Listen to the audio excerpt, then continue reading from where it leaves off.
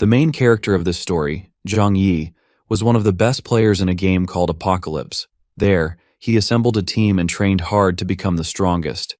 Years later, he finally reached the point where he was just one step away from defeating the final boss. Together with his team, they managed to slay the last dragon, and Zhang Yi obtained the final fragment of the legendary Scroll of Dragon Blood. Just when he thought he had achieved everything he wanted, and that using the scroll would make him the most powerful player in the game, everything went wrong. His best friend and his girlfriend betrayed and killed him, taking the scroll for themselves. Mu Chen's attack hit Zhang Yi hard, taking away 32 million of his life points. The system confirms that Zhang Yi is dead, with no chance of resurrection. Let's have a little backstory here. This wasn't real. It is the world of Apocalypse, a virtual reality game that brings together the best game designers and took 5 years and billions of dollars to create. The game was set in the future, where alien monsters attacked Earth through wormholes, causing humans and creatures to mutate. If people didn't play the game, they would be killed by the system and turned into NPCs. No one wanted that, so everyone joined the game. But after the open beta, players faced a serious problem. They couldn't log out and had to stay in the game forever. Zhang Yi had been stuck in Apocalypse for 8 years, and well, he couldn't accept the betrayal. Suddenly, he opens his eyes in a dark room and realizes he's been reborn to August 28, 2025, just before the game is set to launch. He's baffled because at this time that game had not been introduced. Soon, he comes to the realization that he must have traveled back to the time where the game hasn't been announced.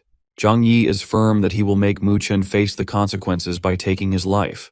He hops on the computer and knows that he needs to find the divine talent cards scattered around the world before the game begins. Well, these rare divine cards grant rare divine talents that can only be activated through finding this card in reality. The game developers, Sky Fortune Group, released 10 talent cards, which are randomly placed in different locations worldwide.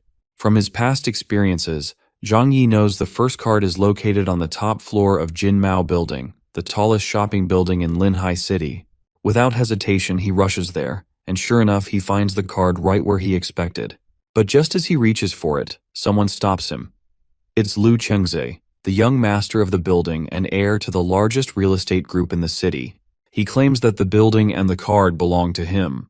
Zhang Yi ignores his warning and moves toward the card, but Lu Chengze surrounds him with guards, and he's determined to teach Zhang Yi a lesson for trying to take what doesn't belong to him.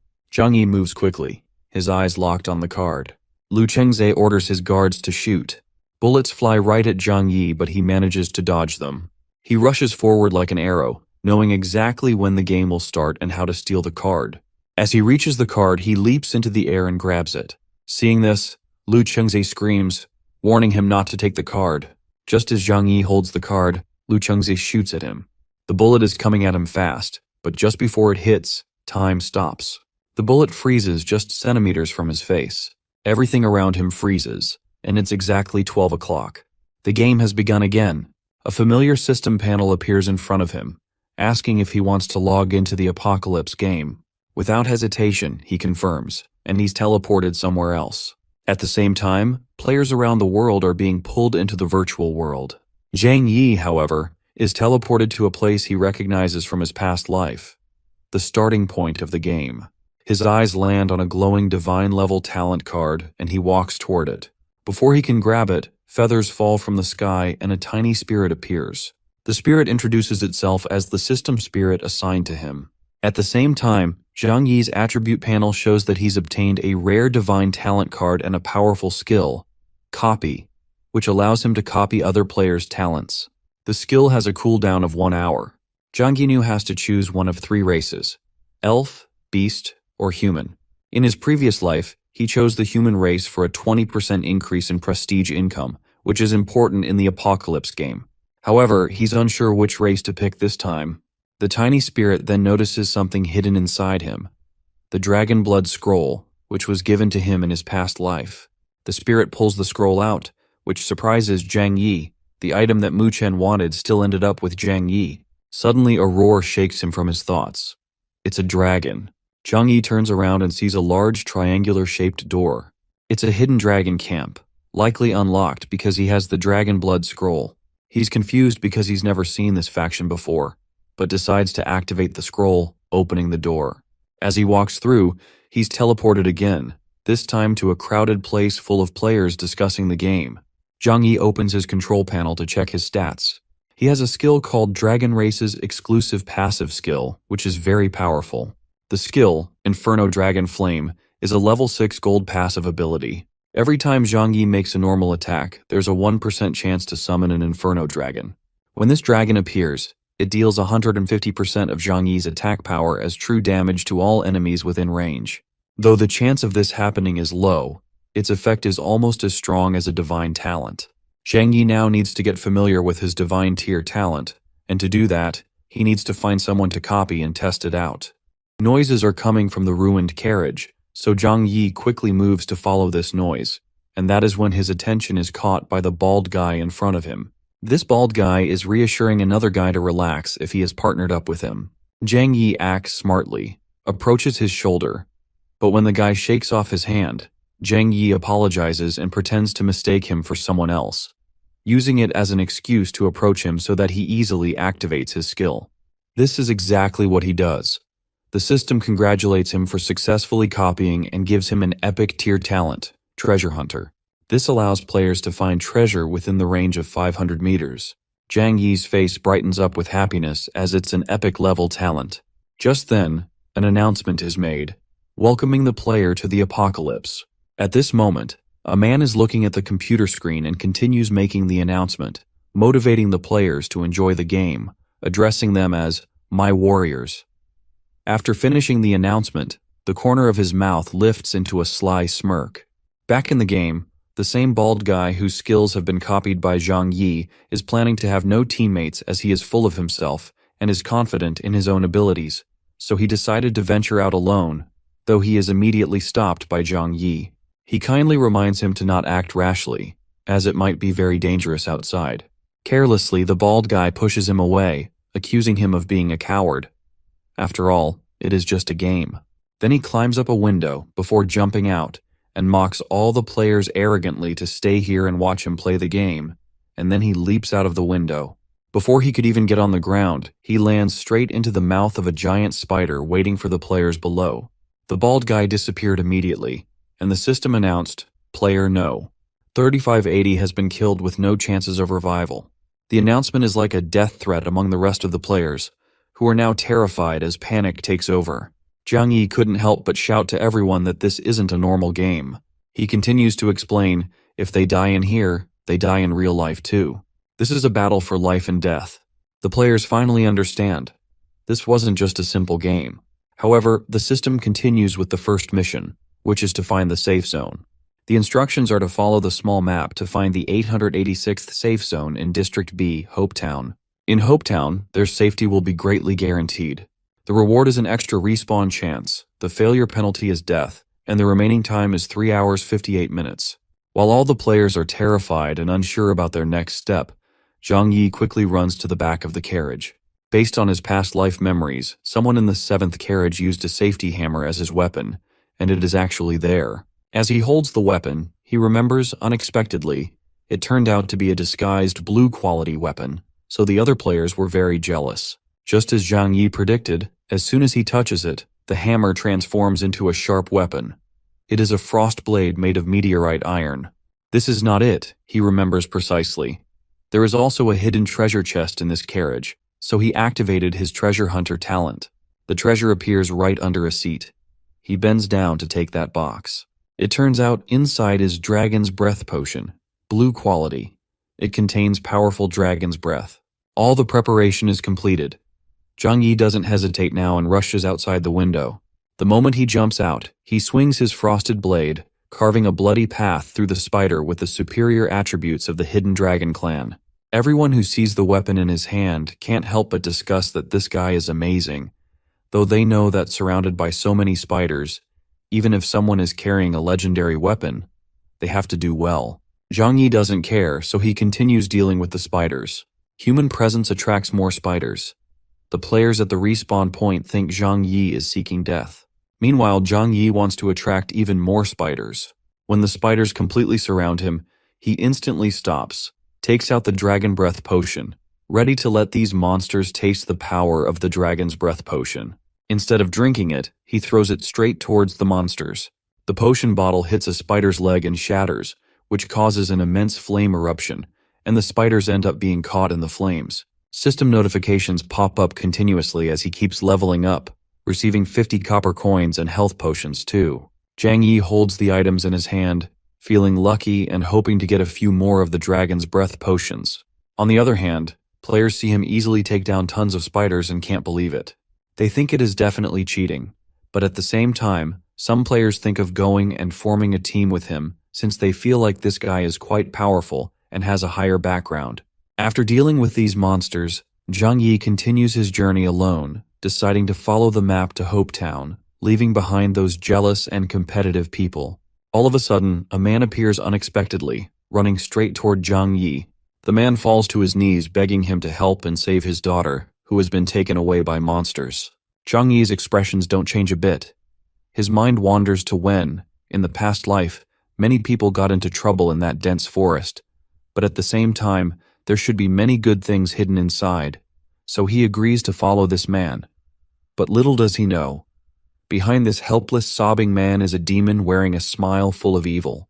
Zhang Yi starts searching for the man's lost daughter, but after walking for a while, he senses something's off, so he calls out for the man to ask about where his daughter got lost since the forest is pretty big. Ahead he spots flickering lightness out of the cluster shadows, though when he turns back on not hearing any reply, the man has disappeared without any trace. At first, Zhang Yi confusingly looks around, wondering where the guy vanished, an odd feeling taking over his heart, but ignoring those negative thoughts, he keeps going straight ahead. Zhang Yi deep down clearly senses eyes watching him from the darkness, but he pretends to not notice it. The deeper he goes into the forest, the more he hears a little girl sobbing, calling out to her mother. Following the sound, he ends up finding the little girl, tightly holding a lollipop. Zhang Yi approaches, squats down slightly, and advises her to not stay here alone as it is dangerous. He decides to take her out of there, but at that exact moment, a woman with a well-proportioned figure suddenly appears. Beside her is the man from earlier. Coats of sweat cover Zhang Yi's face as it was a trick to capture another prey. Zhang Yi senses a dangerous aura radiating from that woman, but his attention is shifted to the announcement from the system, a hidden mission. Rescue the little girl from the dark forest back to Hope Town. The reward is Talia's ring failure, the penalty is none, and the remaining time to complete that task is 59 minutes. Zhang Yi's thoughts drift. In his previous life, several teams triggered this hidden task when exploring the dark forest. The rewards and experience points gained from this task made many other players jealous, so he can't miss this opportunity. Without hesitating, he accepts the mission. The woman licks her lips as she can't resist the human scent. Abruptly, her body begins to transform. A hand with sharp claws reaches out. Before Zhang Yi, there was a spider who was half human, an unusual aura emanating from her whole body. The woman threatens them to be good and be her food.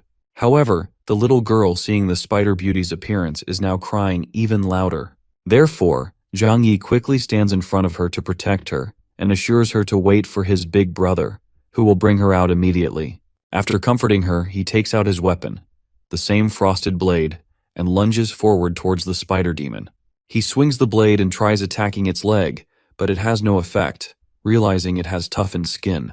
The spider beauty laughs manically, and confronting his physical attacks has no effect against her. Then she swings her deadly leg at Zhang Yi, but he manages to deflect it with the help of his frosted blade. He slides backward. Somehow the tiny spirit appears, her expressions full of worry. She explains the beauty spider is a level 20 boss. It is impossible to defeat her with his current strength now, so he should give up the task and leave this place. Hearing this, Zhang Yi glances at the little girl crying beside him. Such a thing as escaping alone is something he refuses to do. The tiny spirit slightly bows down, giving him an option to survive like this only at the moment. Something triggers inside him, commanding the spirit not to decide or predict his future so easily, and he rushes forward with wind-splitting speed, his eyes aimed to kill the monster. Looking at the level 20 boss, he remembers seeing a hidden treasure chest on the World Channel in his last life. Perhaps that skill book is the way to deal with it. Having this thought, he quickly activates the treasure hunter talent. A golden light flashes in his eyes. The treasure chest is at a tree, but in a flash the spider beauty appears right in front of him, spreading her legs to surround him, trying to put him in a pincer attack. Zhang Yi's agility helps him this time, and he steps backward quickly. This would be the death of him if just one leg of the spider beauty would have hit him, so he needs to be very careful and shouldn't lose his calm no matter what happens. Studying his body language, the spider beauty could tell his target is not her, but something else. Somehow Zhang Yi quickly reaches the treasure chest. The spider beauty turns around, witnessing him opening the chest. A lightning bolt emits from her palm to attack him, but it was late. Too late. Zhang Yi has already opened the treasure chest successfully, obtaining the blue quality lightning chain skill book. Realizing it is a hidden skill, Zhang Yi is extremely overjoyed. It unleashes lightning that can bounce back and forth between enemies, dealing 200 points of magic damage for each unit killed. The damage of the lightning chain increases by 10%. Still rejoicing, Zhang Yi is unaware that Spider Beauty's minions are surrounding him, while the Spider Beauty is gathering a lightning energy ball to strike him with it.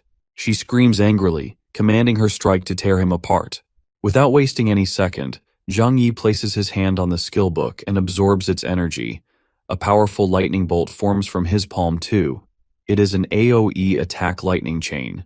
The Spider Beauty's jaw drops in fear. Scary lightning is unleashed with the help of the technique learned from the skill book, and the lightning struck down, destroying the woman's limbs. Zhang Yi can't help but smirk by letting her taste the power of this immensely powerful attack. She ends up disappearing. The system congratulates Zhang for completing the hidden quest, obtaining an epic item, the poisonous fang dagger, as a reward, made from the poisonous fangs of spiders, and deals 20 points of poison damage per second to enemies. Pressing forward, the little girl is happily led back to Hopetown by Zhang Yi. As soon as they enter Hopetown, familiar faces stare at him, none other than Lu Chengze and his subordinates. One of the guys points at Zhang Yi, reminding Lu Chengze that it is the same guy who stole his divine talent card. Lu Chengze's face turns crimson red. He grits his teeth, clenches his fists, and orders his subordinates to send someone to keep an eye on him. Ignoring the hateful eyes, Zhang Yi holds the little girl's hand and walks into Hope Village. It is night, but still the hustle and bustle hasn't died down. The little girl looks at Zhang Yi with innocence in her eyes and expresses her gratitude for returning her safely to her home. Right after the little girl vanishes, the system congratulates Zhang Yi on completing the hidden task and obtaining the reward. It is Talia's ring, which increases luck points by 55. Zhang Yi is thrilled looking at the shining golden ring on his hand. It is even an equipment that can increase luck. In the apocalypse, luck is an extremely rare attribute. The higher the player's luck value, the more bountiful the task rewards. Despite that, his attention shifts when a voice breaks in. He followed the sound. A blacksmith is attentively working and energetically promoting enhancement skills. Seeing him working, Zhang Yi can't help but ask if he is using cheats, because how can the success rate of enhancing be so high? So the guy standing beside him explains his talent is enhancement and forging. After a while of diligent forging, the guy holds a shining sword in his hand. Everyone is impressed by his skill, amazed at how he managed to forge such strong equipment. Zhang Yi decided to try it out. Thus, he touched the blacksmith's shoulder, successfully copied the epic talent, enhancement and forging, and the success rate of equipment enhancement increased by 50%. Then he took out his poisonous fang dagger, placed the dagger on the surface, and raised his hammer. As he hits the hammer on the dagger, each hammer strike represents a successful enhancement, and in no time he enhances the dagger from level 2 to level 5. With this talent, he doesn't have to worry about the enhancement of equipment in the future. It might even be a business opportunity too. People around him are shocked to see this person having a +15 level epic weapon. They all know +15 is so rare, but it's even an epic tier, which is unbelievable. Their expressions are mixed with envy and curiosity. Suddenly, sweat trickles down his face, and his vision blurs too. He pants and loses his collar as he is finding it hard to breathe and can only hear people's discussion. However, the same tiny spirit appears, reminding him his fatigue value has almost reached the limit, so he needs to head towards the nearest tavern to rest. Hence, Zhang Yi decides to rest first before increasing his level outside the city, but in a hidden corner, someone is secretly watching him. Zhang Wei easily finds a tavern. It is a special place for players to rest and adjust after a battle. Entering inside, he places a gold coin and requests the receptionist for one room. On the way to his room, he overhears a conversation between a guy and a girl. The guy is asking if she has seen the World Channel and mentions that someone completed a hidden task in the dark forest. The girl responds that the person is really lucky and even received an epic tier weapon. In his thoughts, Zhang Yi believes that luck is also a part of strength, but he will use his strength to catch hold of good luck. Later on, in the tavern room, Zhang Yi lies on his bed, his eyes staring at the ceiling. He thinks to quickly reach level 20. Only that way will he be able to learn stronger skills.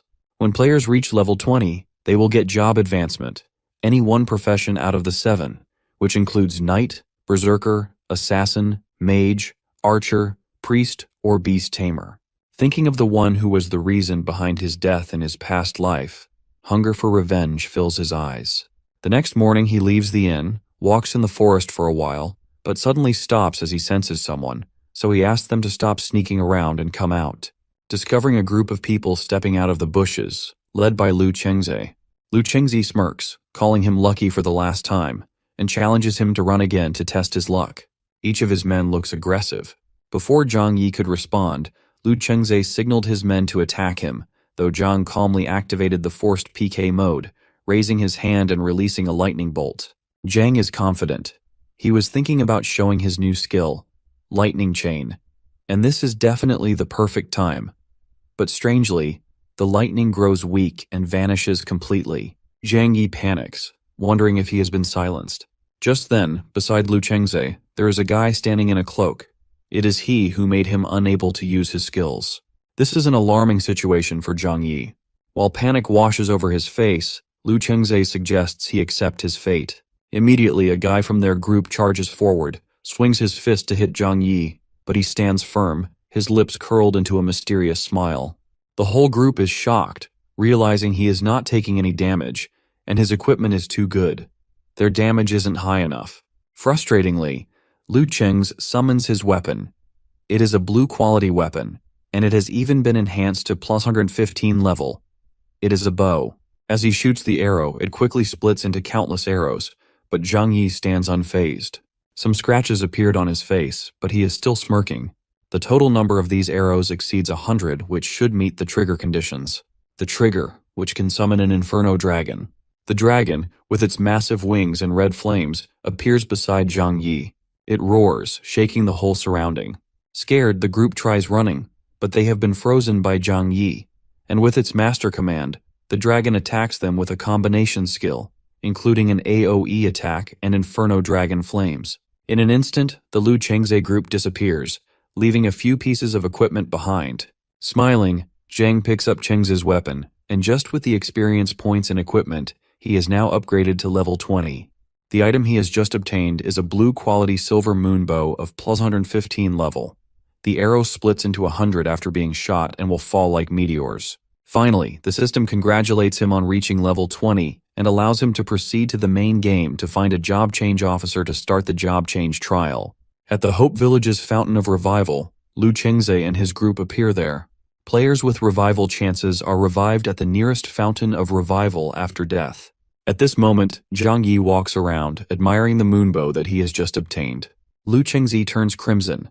His blood boils with rage, threatening him to wait as he will settle the score one day.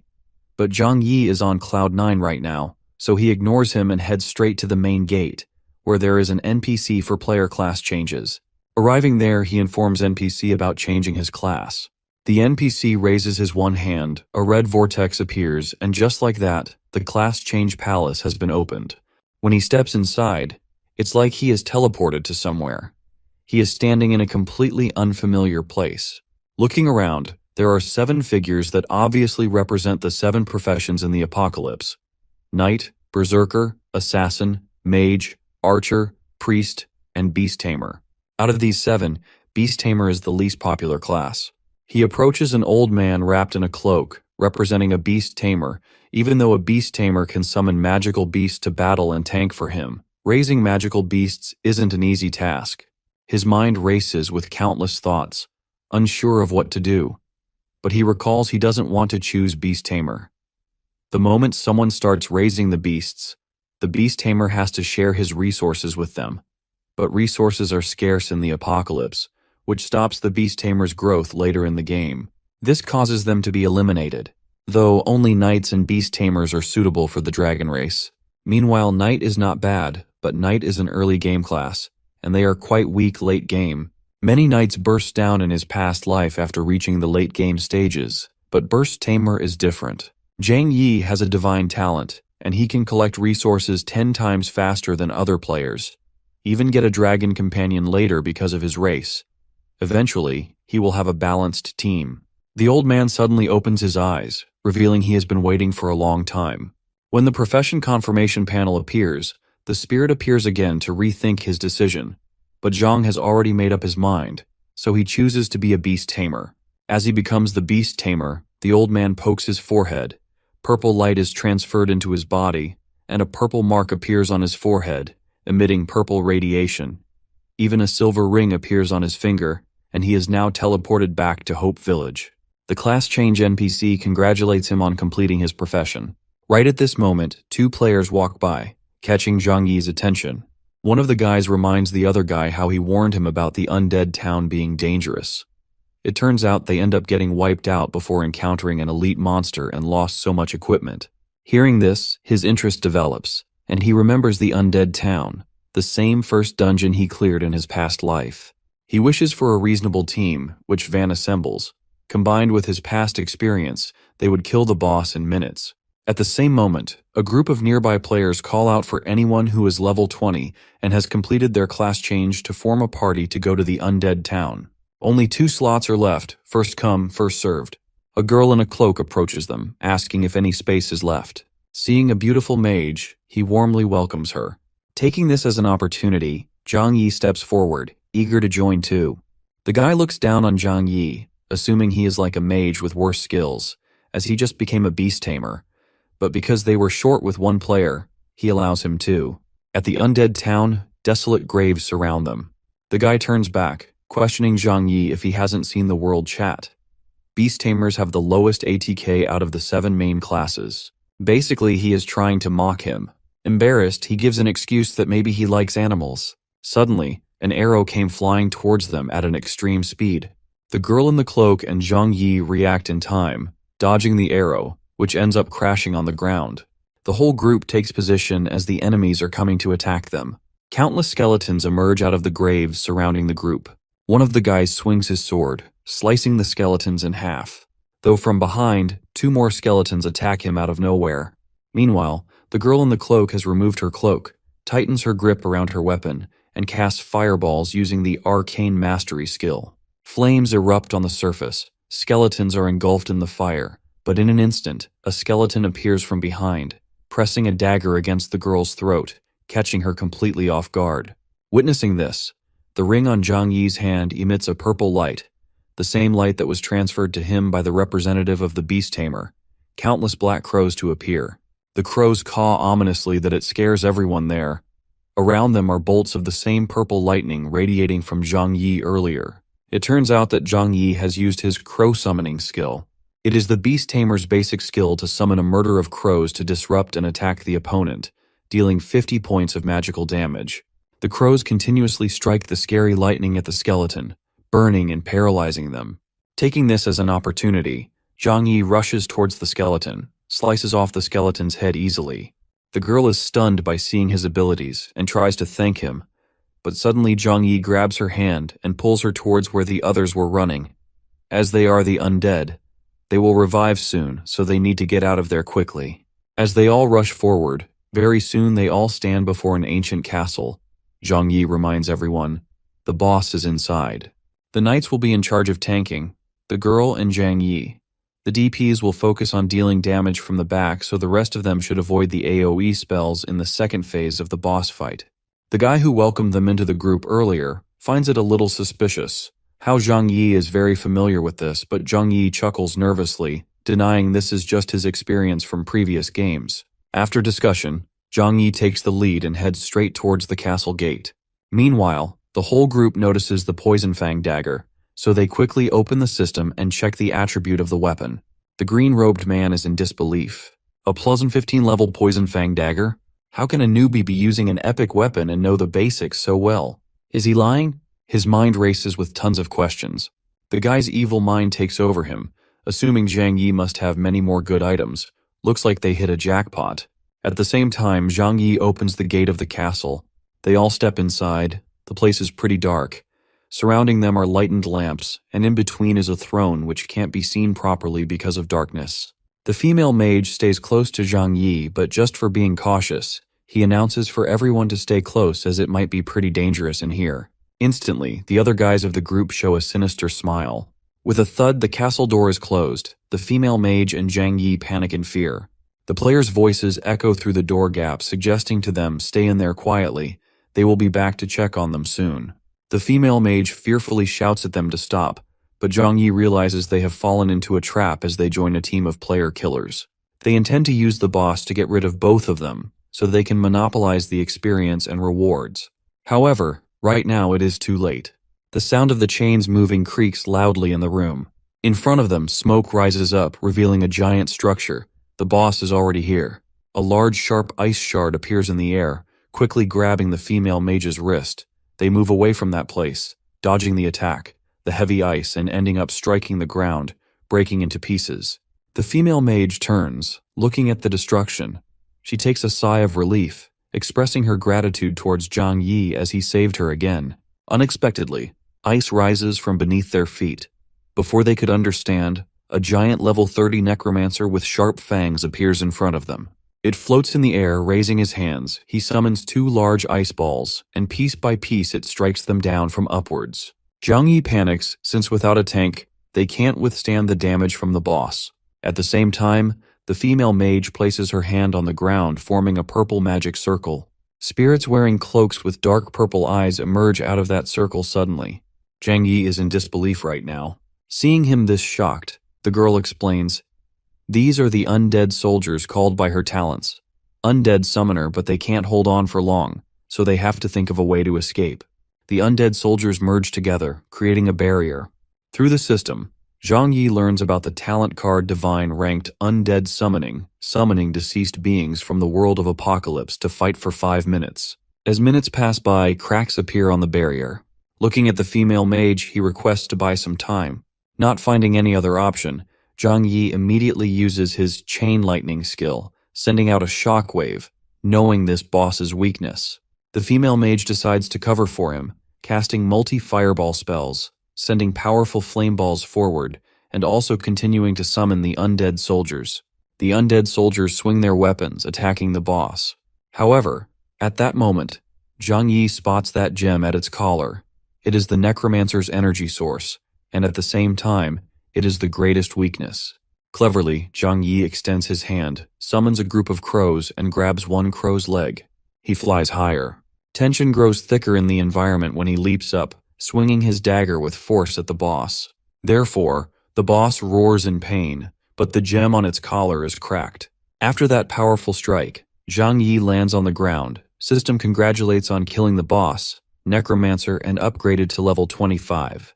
He even obtains an epic item, Radiant Staff, can be used at level 30, releases a gust of icy wind to freeze enemies within a 100-meter radius for 5 seconds, dealing 500 magic damage. Right after that, he hands it to the female mage as this is a weapon for a mage. A beast tamer like him wouldn't be able to use it.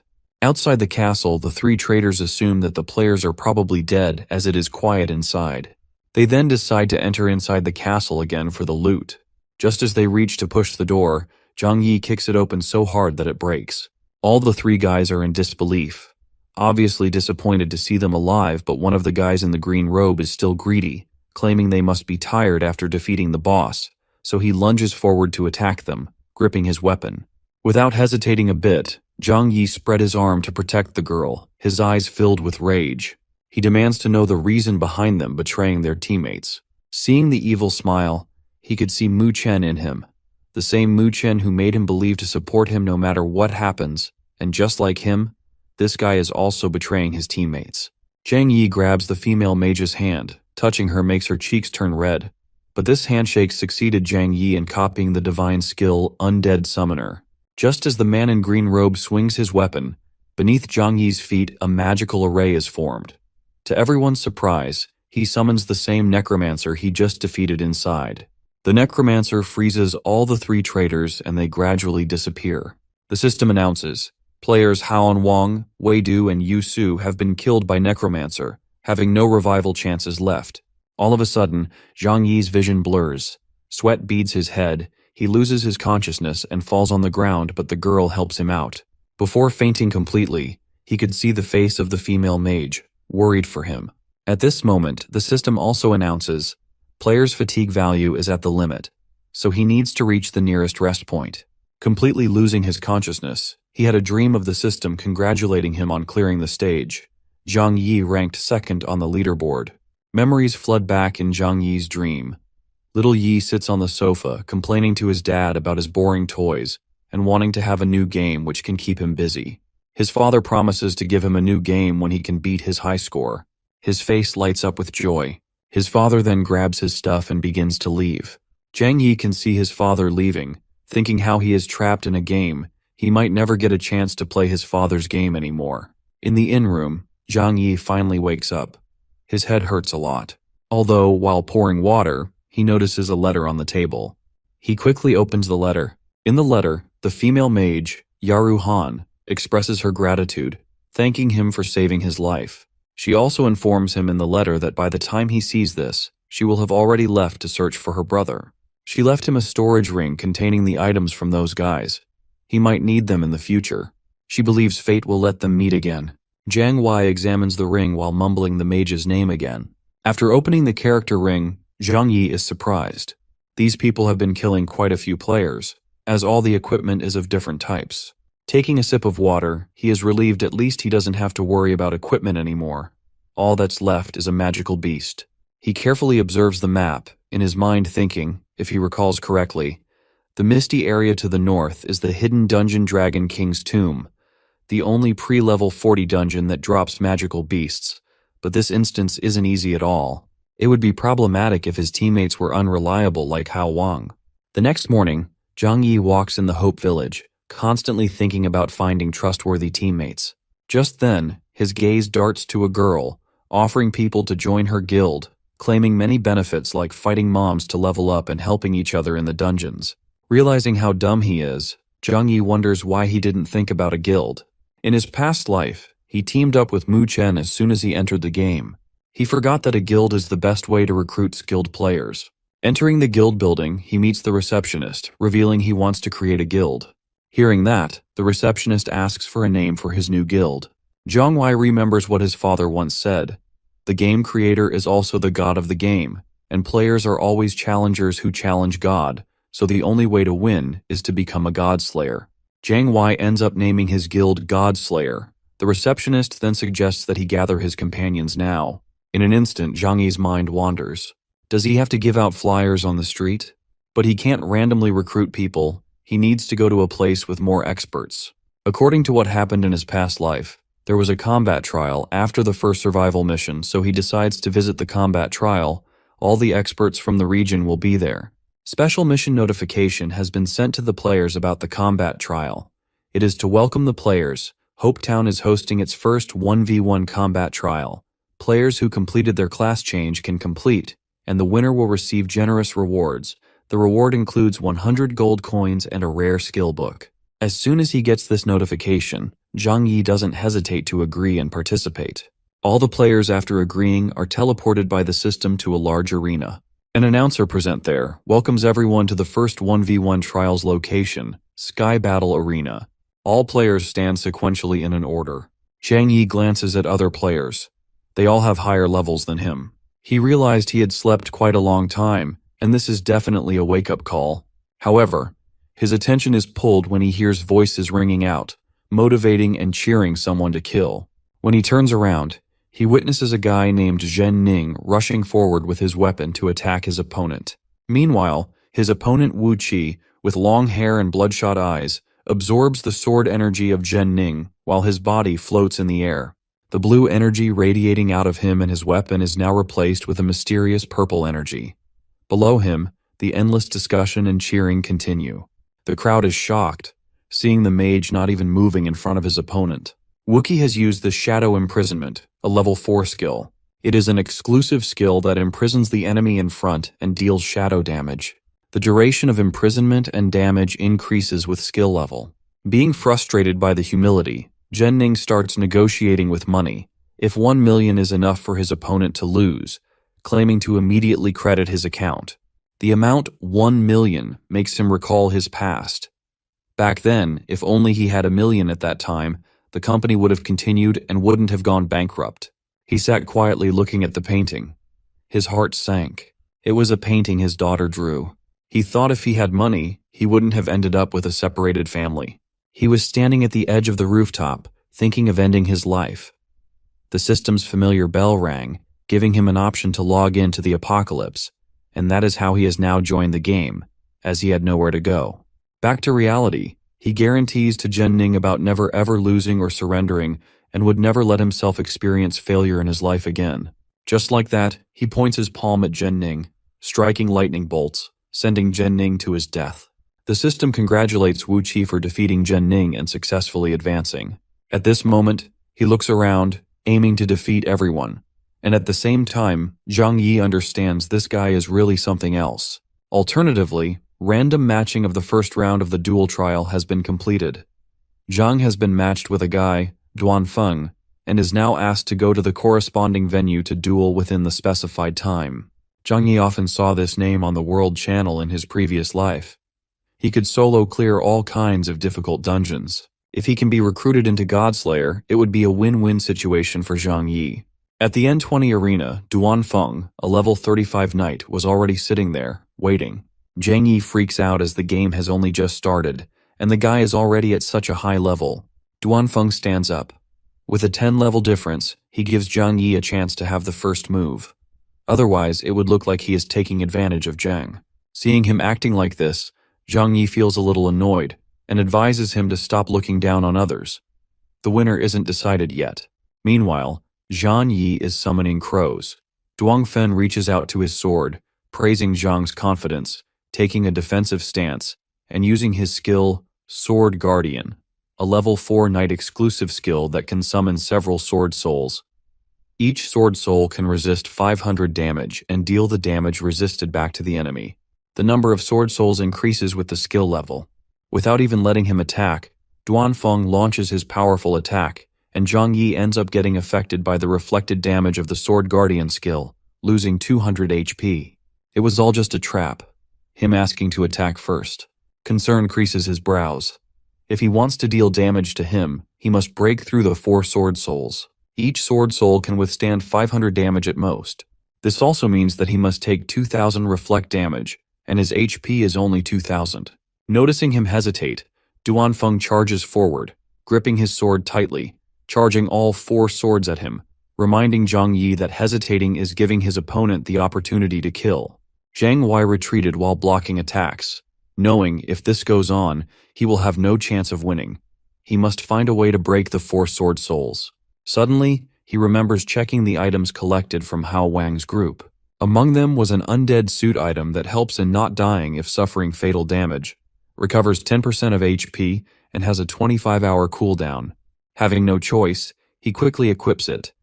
Right now, he could only rely on the life-saving effect of this undead suit. After equipping it, without wasting a second, he rushes forward using the lightning chain skill. Duanfeng wonders if Zhang Yi has a death wish or something. He will be killed by his sword soul before he even attacks because of his current HP. He raises his sword arrogantly, claiming it is over, but little does he know Zhang Yi has triggered the undead suit skill's Undead Guardian, which will help him in not dying if he has suffered fatal damage. And just like that, his sword took multiple hits, cracking piece by piece. Increasing his power, Zhang Yi shatters the swords. Confusingly, Duanfeng tries to understand what just happened, but, in the chaos, gets stabbed by Zhang Yi's poisoned fang dagger. Zhang Yi finally defeats Duanfeng and successfully advances to the next round. Zhang Yi reaches out to help Duanfeng stand up, praising him and admitting he is very strong, and if it wasn't for his equipment, he would have lost from the start. He then proposes that he join his guild, noting that there is a very difficult hidden dungeon in the north of town, and if they work together, they will definitely clear it with no trouble. Duanfeng praises him back, and as for joining his guild, he will consider it. As of now, the speaker congratulates everyone for passing the first round of the trial and requests they look at the next round's opponent through the World Channel. The next round is about to begin immediately. A familiar figure in a cloak steps on the stage. It is none other than Yaru Han, and the person facing her is Wu Qi. The crowd discuss not looking down on her. In the previous round, she just beat her opponent like nothing. Wu Qi warns her about not showing any mercy. There is no place for sympathy in this arena.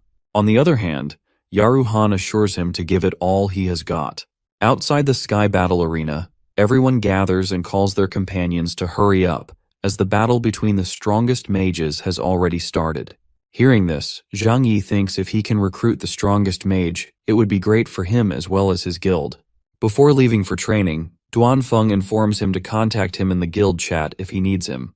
In reality, Duanfeng is a training maniac, though he has officially joined his guild. He quickly left a message, hoping to see news of Zhang Yi winning the championship. Otherwise, he would be embarrassed to be defeated by him. Zhang Yi laughs, putting pressure on him before the match as expected of his comrade. Out of curiosity, he decides to take a look at the rumored strongest mage because everyone is so eager to see this fight. Just as he approaches the arena, his eyes widen in shock when he recognizes it is Yaru Han and the guy from the earlier duel, Wu Qi. Yaru Han's eyes are determined on her opponent, gripping her staff, her body surrounded by a flaming aura. She suddenly casts an ice storm howl with her ice scale skill, covering the entire stage.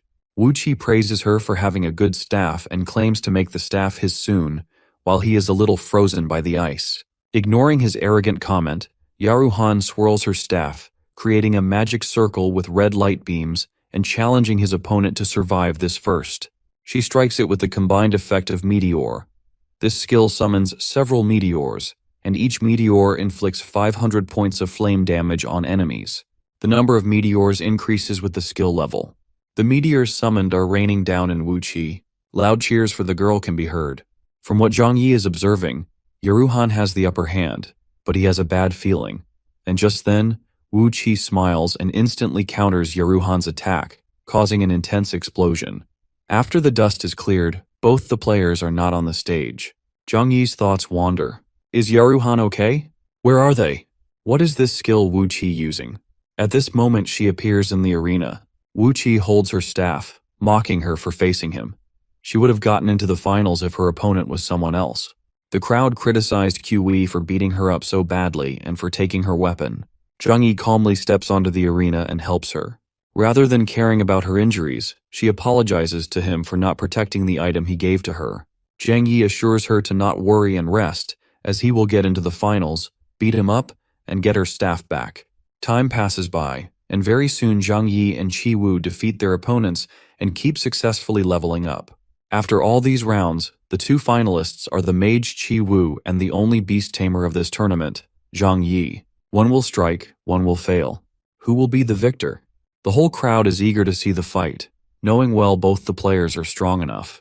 At this moment, Zhang Yi and Qi Wu are facing each other. Zhang Yi is looking at him coldly, which makes Qi Wu assume he wants to kill him. So Zhang Yi confesses he hates people who take things away from others. Without answering, Qi Wu slams the staff on the ground, causing it to shatter, and laughs maniacally. However, Qi Wu challenges him to get it on his own. Suddenly everything around turns dark. People wonder what happened. They disappeared again as he pulled the same trick from earlier. The crowd is irritated as they want to know what is going on. Now Zhang Yi understands this is why Yaru Han vanished. Qi Wu creates another dimension. It is a skill called Infinite Void, which creates a void space, and the creator gains a 30% damage increase, while enemies deal 30% less damage, lasting for 5 minutes. Qi Wu arrogantly claims no one will be able to beat him in this space. Dying here will use up the revival chance, and they will respawn in the same area. He gives Zhang an option to surrender quietly, but without replying, Zhang charges straight at Qi Wu to attack with his dagger, but he quickly dodges it. This guy is barely giving him a chance to get close. Also, there is no way to copy his talent. Even undead summoners are not useful either. Qi Wu uses the staff to cast shadow arrows, which damages Zhang Yi, losing 700 HP. Zhang Yi groans in pain. This is frustrating. Even the most basic spell can chip away 1 to 3 of his HP. If this continues, he won't survive a few more attacks and will die. But what if he can revive in this space? Thinking of this, he smirks and stabs himself, receiving fatal damage. The system declares him dead but also detects 1 revival chance and begins resurrecting him. The revival mechanisms in special areas are different. In duels, players can revive on the spot without going to a resurrection fountain. Zhang Yi is now finally awakened. The ring on his finger glows, and a flock of crows is summoned. Qi Wu's eyes widened in disbelief, accusing him of playing a very dirty game. Meanwhile, Zhang Yi claims to never forgive him even if he loses a resurrection chance.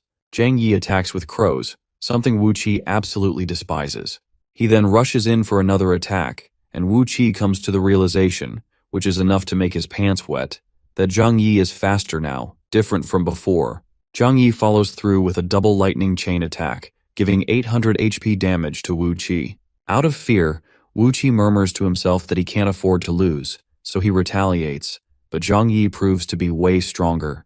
The fight continues, and with all his might, Zhang Yi strikes back with insane force, ultimately defeating Wu Qi and winning the duel competition. The spectators can't believe how quickly it ended, but they agree that Wu Qi's defeat was well-deserved. After all, he stole the girl's staff first. The host lifts Zhang Yi's hand in triumph and announces him as the victor. He brings out the champion's reward, which, when opened, can provide a random level 35 historic rank piece of equipment. Zhang Yi thinks to himself that a level 20 poison fang dagger no longer suits him, but a high-level weapon would be a great addition. He opens the chest and receives an ice and fire sword. Zhang Yi is thrilled with his new equipment, relieved that his revival chance wasn't wasted, and proud to be a champion. However, he's soon warned not to misuse his newfound power. Shortly after, he is surrounded by others begging him to add them as friends.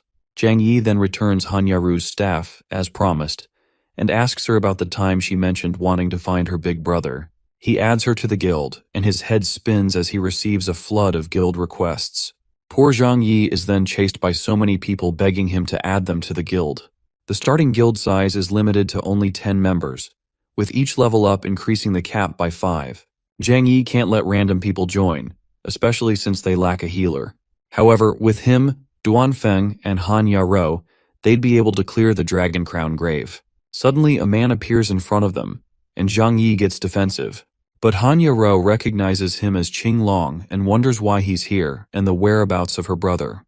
Qinglong explains that he saw her at the town's entrance, so he followed her. Her brother had left for something important but told Qinglong to protect Han Yaro before he left. Zhang Yi, clearly baffled, questions Han Yaro if she knows him. Han Yaro confirms that Qinglong is her big brother's mate. As the tension eases, Zhang Yi politely invites Qinglong to join them in the Dragon Crown dungeon, and he takes on the offer and joins them. Meanwhile, at the Dragon Crown grave entrance, Duanfeng is already waiting for them in a pretty good mood. As they prepare to enter the dungeon, some people are spying on them and decide to inform their boss to come.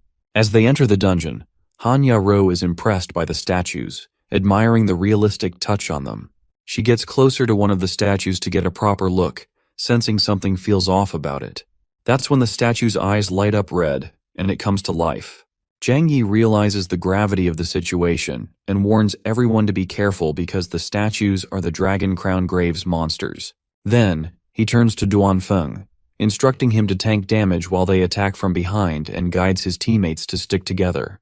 The monsters begin to step closer and closer and start to attack them. But Duanfeng is sure about the fact that these lousy monsters got nothing on him. He pulls out his sword and lays an attack at the monster. Duan's eyes show the rage, and he brings the monster to his final moments.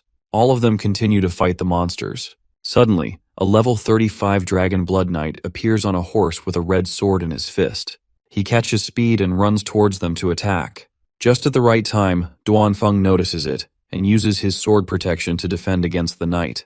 He then summons the Sword Array, a knight profession skill that causes 3,000 physical damage to enemies and defeats them as if they held no power in front of him. But before the knight gets taken down, he chants, "Awaken Lord Shigura." On the other hand, at the Tower of Eternity, a man observes Zhang Yi with interest. He can see someone familiar from his shadow. However, he thinks his eyes might be wrong since that person is no longer around. He gets drawn back to a flashback, a man being kicked off a cliff into blazing fire. Now, to toy with them more, he chooses to increase the difficulty for them. Meanwhile, the greedy Dragon Crown Shigul absorbs dead underlings' power and upgrades to rank 2 Dragon Crown. Knowing what that means, Zhang Yi comes to the realization that the final boss drop's monster egg will be rare. The rank 2 Crown Dragon's attack causes their HP to decrease as fast as lightning, and if this goes on, all of them will be beyond saving. So, Zhang Yi guides everyone to split up, run far away, and avoid the Dragon Crown's attack. After that, he pleads with Duanfeng to use his sword protection. However, the dragon's damage is too strong. Duanfeng realizes that his sword soul can only block this one attack, and he can't block the upcoming breath of the dragon. But Zhang Yi assures that he will take care of the rest of it.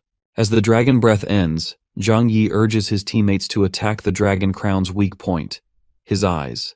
So, Qinglong uses his level 4 sleeping arrow that causes 4 seconds of stun and lands the shot, hitting it precisely on the dragon. As soon as Qinglong hits him, Zhang Yi yells to attack at the dragon with him because attacking the weak point of Dragon Crown can make it temporarily fall into a weakened state. And under a weak state, the damage taken is increased by 100%. Following Zhang's guide, they all begin to attack it together. Hanya Rao uses her skill Ice Windstorm to freeze the dragon, and Zhang lands the final blow, eliminating the monster, successfully defeating the greedy dragon Shigula.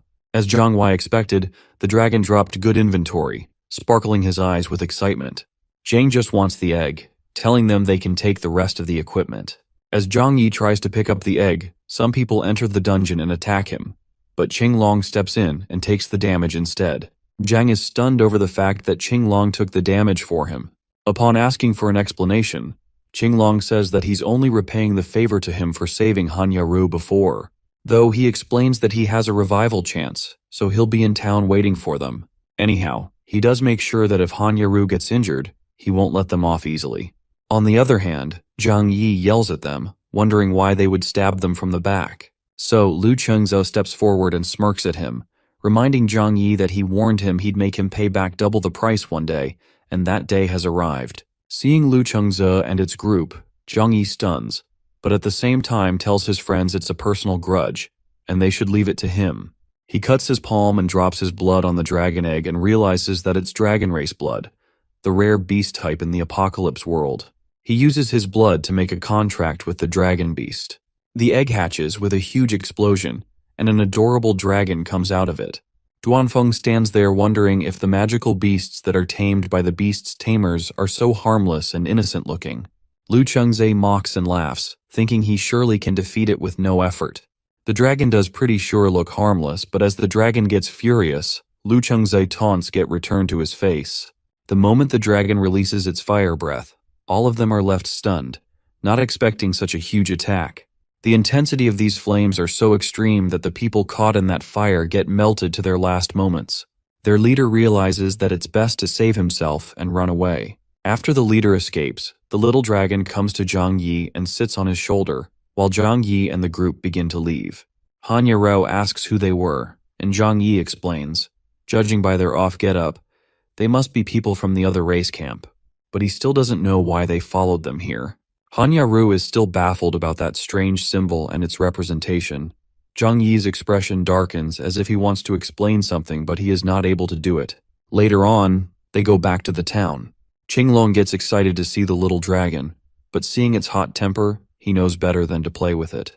The system alerts that because an Area 886 player killed the greedy Dragon Crown Shigura in the hidden dungeon, as the comrade of Shigura, the world boss Gold Skeleton King will descend onto the Hope Town earlier. Zhang Yi realizes this is different from his past life and remembers that before, with just lone power, it destroyed half of Hope Town and also killed 60% of its players. Zhang Yi thinks that if only he could complete the mission of killing the Gold Skeleton King, then the new Apocalypse Town would be open, and he would be able to find Mu Chen. On the other hand, a servant presents 2 dragon eggs to his master, Mu Chen, and informs him that in Area 886, they encountered a beast tamer, and he killed the Dragon Crown before them and even signed a contract with the Black Dragon. Hearing about Area 886, Mu Chen surely finds it interesting, as if he found what he was looking for, and tells his servants to leave. He then opens a room, and a glimpse of a room filled with more dragon eggs is seen.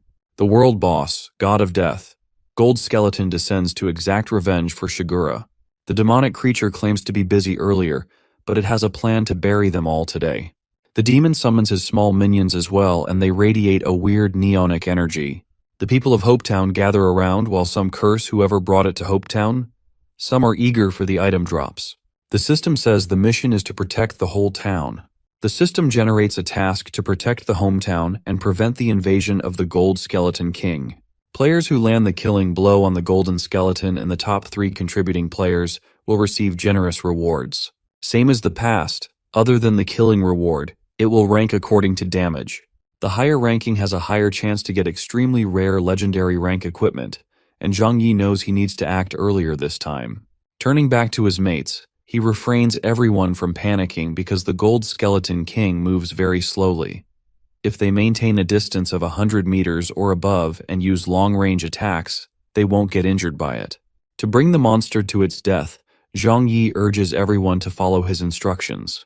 He instructs Duanfeng to go near mobs while others follow Zhang Yi and attack the boss. Meanwhile, the Gold Skeleton King unleashes the skeleton soldiers at the town. And while everyone fights the skeleton, one of them gets injured by the skeleton's ferocious attack. The whole group puts up a tough fight unleashing attacks, but the skeletons are too powerful. Meanwhile, Xiaoyu heals the man while others fight.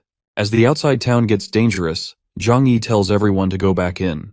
The skeleton soldiers gather to attack. Zhang Yi tells Duanfeng to disrupt their formation and not let them use the array. Duanfeng charges at the formation with his swords and clears it using Blade Tempest skill. Meanwhile, someone tells a clan leader if the fight goes on, all rewards will go to those people from the God Hunt. The greedy leader tells him to go inform the other guild's clan leaders because they can't let the others get the boss reward. Zhang Yi can't stand this demon killing people, so he is about to charge fire all spells against it. But before he could, to make Zhang Yi pay, the clan leader comes from behind, clarifying they are here for the rewards, as they can't let his guild Godslayer take them all. Hearing this tomfoolery, Zhang Yi is quite unable to believe what he said. Do they really think they can beat the boss by themselves? On top of being useless, they are being nuisance, so Zhang Yi shows no interest in arguing with them if they want the rewards. They get them themselves as the boss of the skeletons is right in front of them. Meanwhile, the Skeleton King prepares to attack. The Gold Skeleton King unleashes a full-blown attack, but to Zhang Yi's surprise, Xiaoyu, who he thought had already left, steps in and blocks the strike with her Shield of Light skill. She figured their team lacked a healer, so she decided to help out. Meanwhile, Qinglong warns Hanya Rao to be careful, but her left leg gets stuck, leaving her unable to move. As the Gold Skeleton King prepares to strike again, someone unexpectedly steps in and blocks the attack with his bare hands. He tells Xiaoru to go rest and leave this to him. The Skeleton King boasts about his strength, but the man calmly pulls out his sword and challenges him to show just how powerful the so-called Death God really is. The man attacks, but as expected, the Skeleton King barely feels it, laughing off the blow. He taunts, claiming it only felt like a tickle. The man, however, responds by saying he's just getting started and enters a berserk state. In this form, he sacrifices 1% of his HP every second, gaining a 10% boost to his strength, making him even more dangerous. He charges forward, delivering a berserk slash that hits the Skeleton King hard, knocking off 3,000 HP. Though the Skeleton King loses some health, it's not enough to stop him. Roaring in anger, he vows to make the man pay for daring to attack him and swings his massive weapon. The man, gripping his weapon tightly, leaps into the air to counterattack. Zhang Yi realizes the man is using his own HP to power up, but with so little left, one mistake could mean his end. The Skeleton King attacks the man with all its might, believing it will be enough to kill him. But to its surprise, the damage stops at just 1 HP. The man's undying body talent is activated, making him immune to all damage for 60 seconds. The attacks feel like nothing more than a tickle, and he can endure many more weak hits like these. Enraged, the Skeleton King attacks again, but even a full vicious slash fails to deal any damage. Zhang Yi watches as the man takes each hit without a scratch, realizing just how strong he is. With its HP dwindling, the Skeleton King pauses its attacks. Seeing this as his chance, the man strikes back and delivers a final combined attack, defeating the Skeleton King all on his own. The Skeleton King drops the Undead Ring, a level 40 legendary item. The ring boosts all attributes by 10 points, and its embedded skill, Death Power, increases the ring's attributes by 50% with each player killed. Zhang Yi notes that the ring is an evil piece of equipment, and if it falls into the hands of a wicked player, it could cause serious trouble.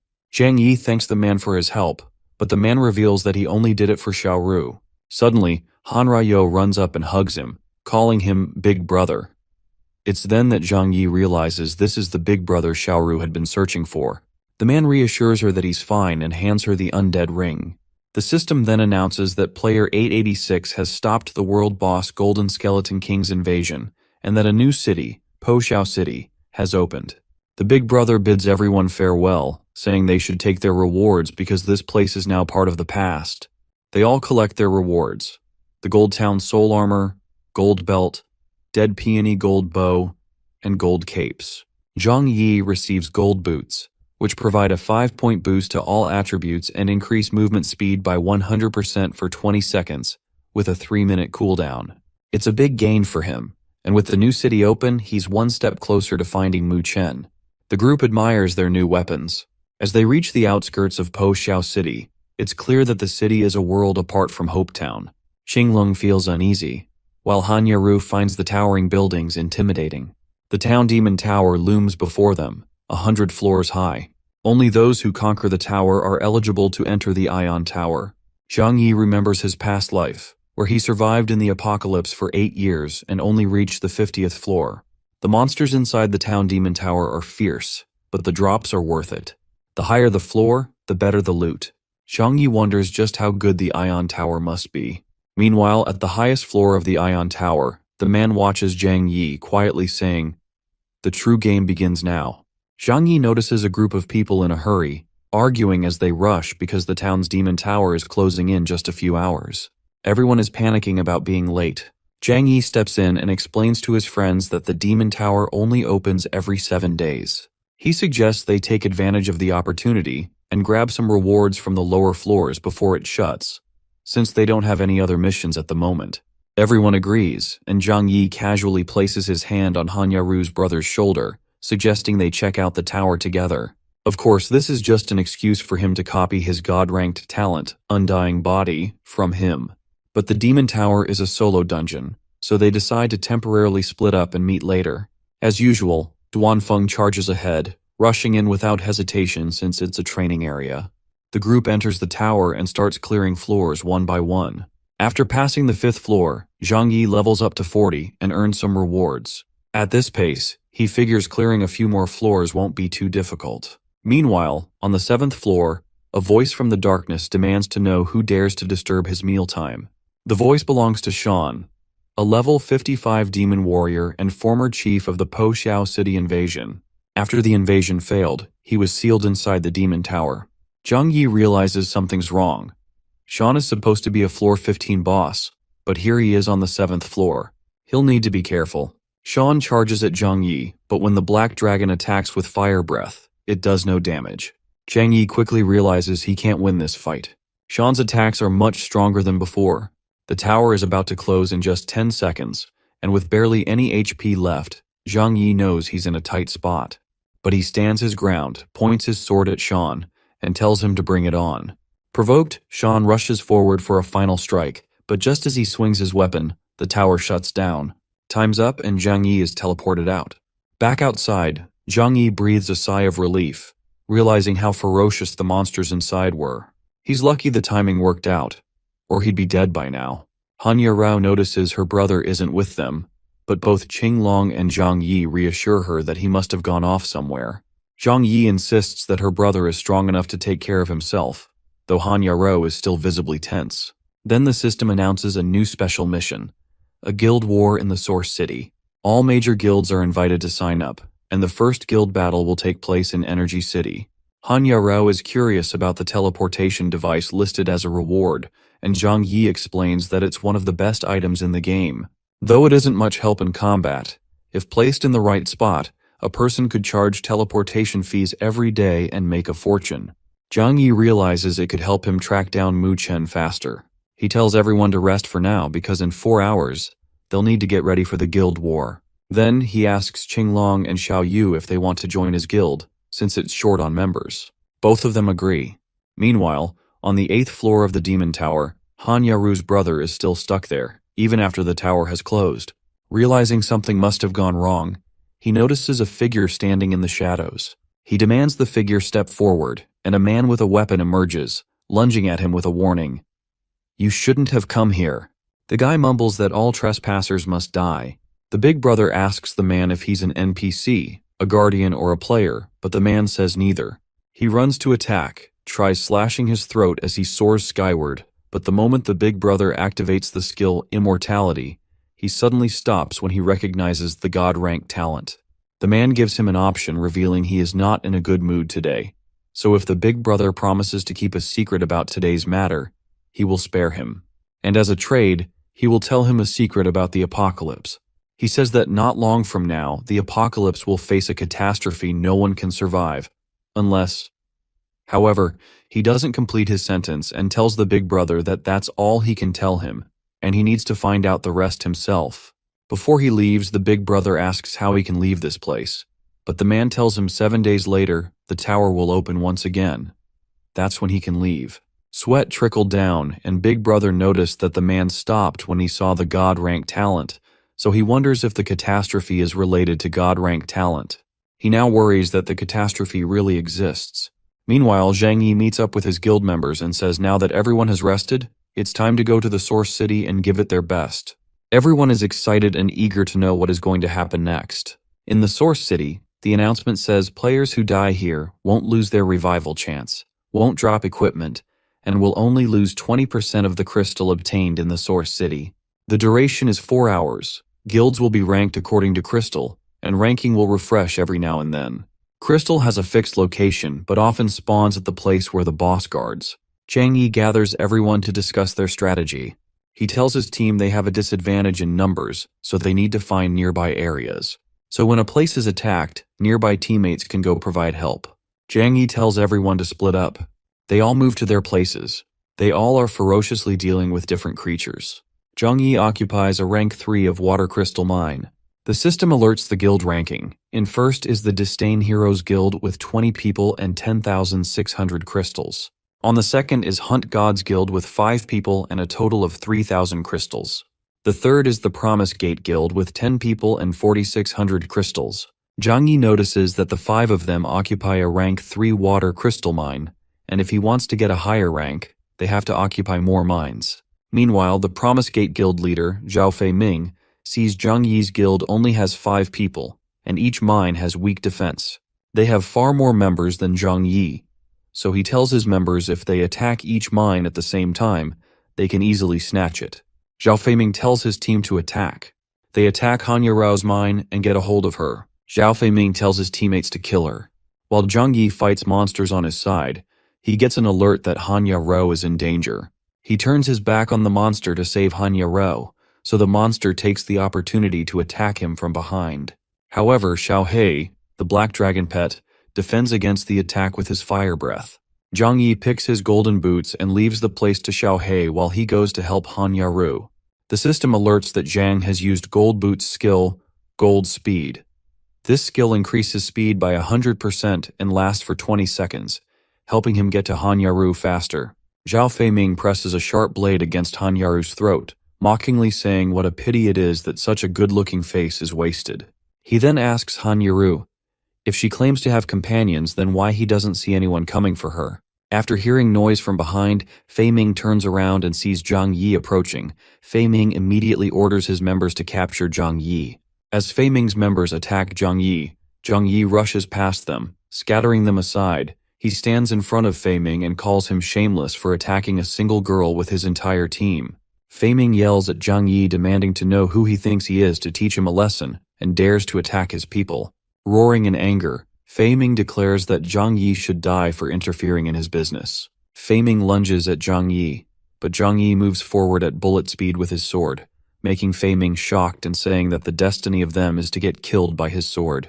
As Zhang Yi defeats Feiming, a notification pops up informing everyone that Feiming has been killed by Zhang Yi, who has obtained 500 crystals. Zhang Yi turns to Hanyaru and asks if she is okay. Hanyaru assures him that she is fine, saying he arrived just in time. Sometime later, Disdain Heroes Guild leader Situ Yan approaches Zhang Yi and Hanyaru, clapping as he mockingly remarks that a hero is saving a beauty. With a smirk, Si-tu-yan greets Han Yaru, saying he never expected to meet her there again. He then demands Zhang Yi to stay away from Han Yaru, claiming that she belongs to him. Han Yaru tells Zhang Yi to ignore Si-tu-yan, informing him that Si-tu-yan is a shameless bastard who has been harassing her in the real world. Zhang Yi grabs Han Yaru's hand and begins pulling her away. Then Si-tu-yan calls after Zhang Yi, challenging him to a duel, offering a 10th rank 3 crystal mine if Zhang Yi wins against him, but if Zhang Yi loses, then he has to give him Han Yaru. Zhang Yi rejects the offer, saying he isn't interested in babysitting a peacock like him. Si-tu-yan gets offended by Zhang Yi's rejection, saying how dared he to reject his offer and refuse him.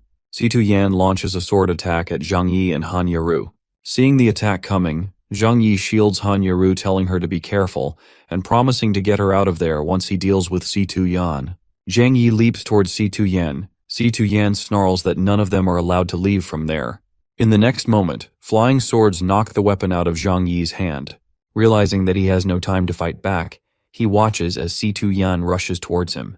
In just a few seconds, Si-tu-yan manages to pierce Zhang Yi with his sword, saying that he possesses legendary rank talent. Han Yaru screams Zhang Yi's name, but suddenly, violet blue energy begins to radiate around Zhang Yi. Zhang Yi reveals that he possesses a god rank skill. On the street of the city, the battle between Zhang Yi and Si-tu-yan takes place. Si-tu-yan strikes Zhang Yi with the blue illuminating energy of his sword. Zhang Yi holds the blade, stopping it from piercing his shoulder. Si-tu-yan gets shocked after witnessing that. Zhang Yi challenges him, saying that if his legendary talent is truly strong, then he should come and try that again. The next second, Zhang Yi easily removes the sword from his shoulder and pushes it aside, shocking Si-tu-yan once more. Si-tu-yan wonders how this is possible, thinking it must be an illusion. He shouts at the rest of his guild members, ordering them to come out and kill Zhang Yi. Zhang Yi questions Si-tu-yan, asking if this is his so-called fair battle when he secretly planned an ambush from beforehand. Si-tu-yan yells at Zhang Yi, declaring that he must kill him today. Si-tu-yan's members rise into the air and surround Zhang Yi, attempting to capture him. Zhang Yi realizes that this is actually convenient, as he was worried because he wouldn't have enough crystals. He surrounds himself with his violet blue energy, blocking their attacks. Si-tu-yan's members yell in panic, calling Zhang Yi a monster and saying that he used his body to block all their attacks, as if his body were an endless black hole. Then suddenly, a huge black dragon with red glowing eyes appears behind Zhang Yi.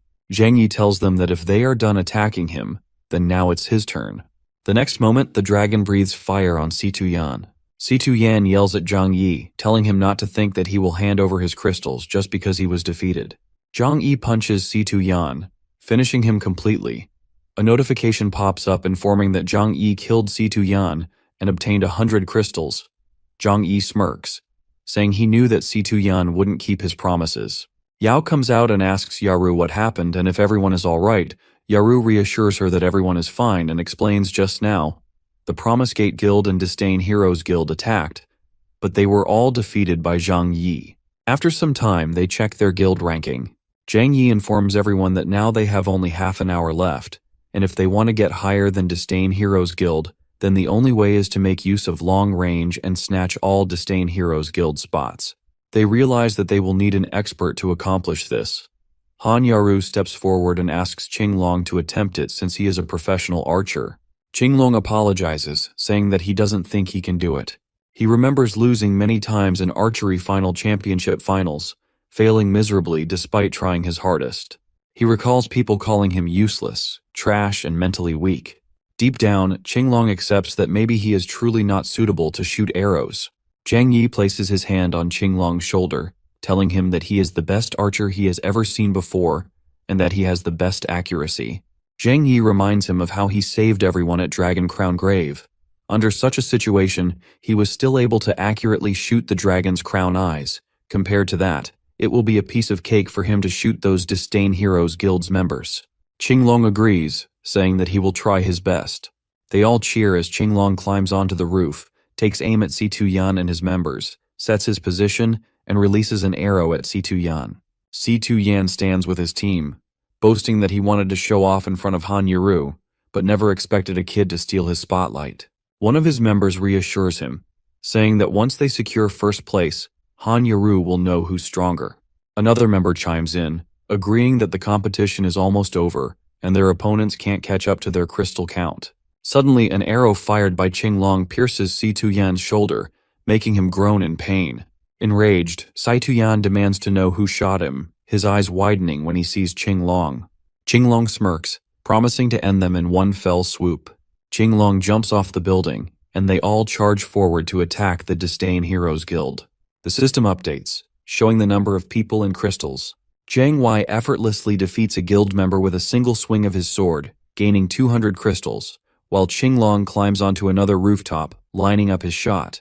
The countdown for the guild war begins, with 50 seconds remaining. 35 seconds later, Qinglong releases his arrow.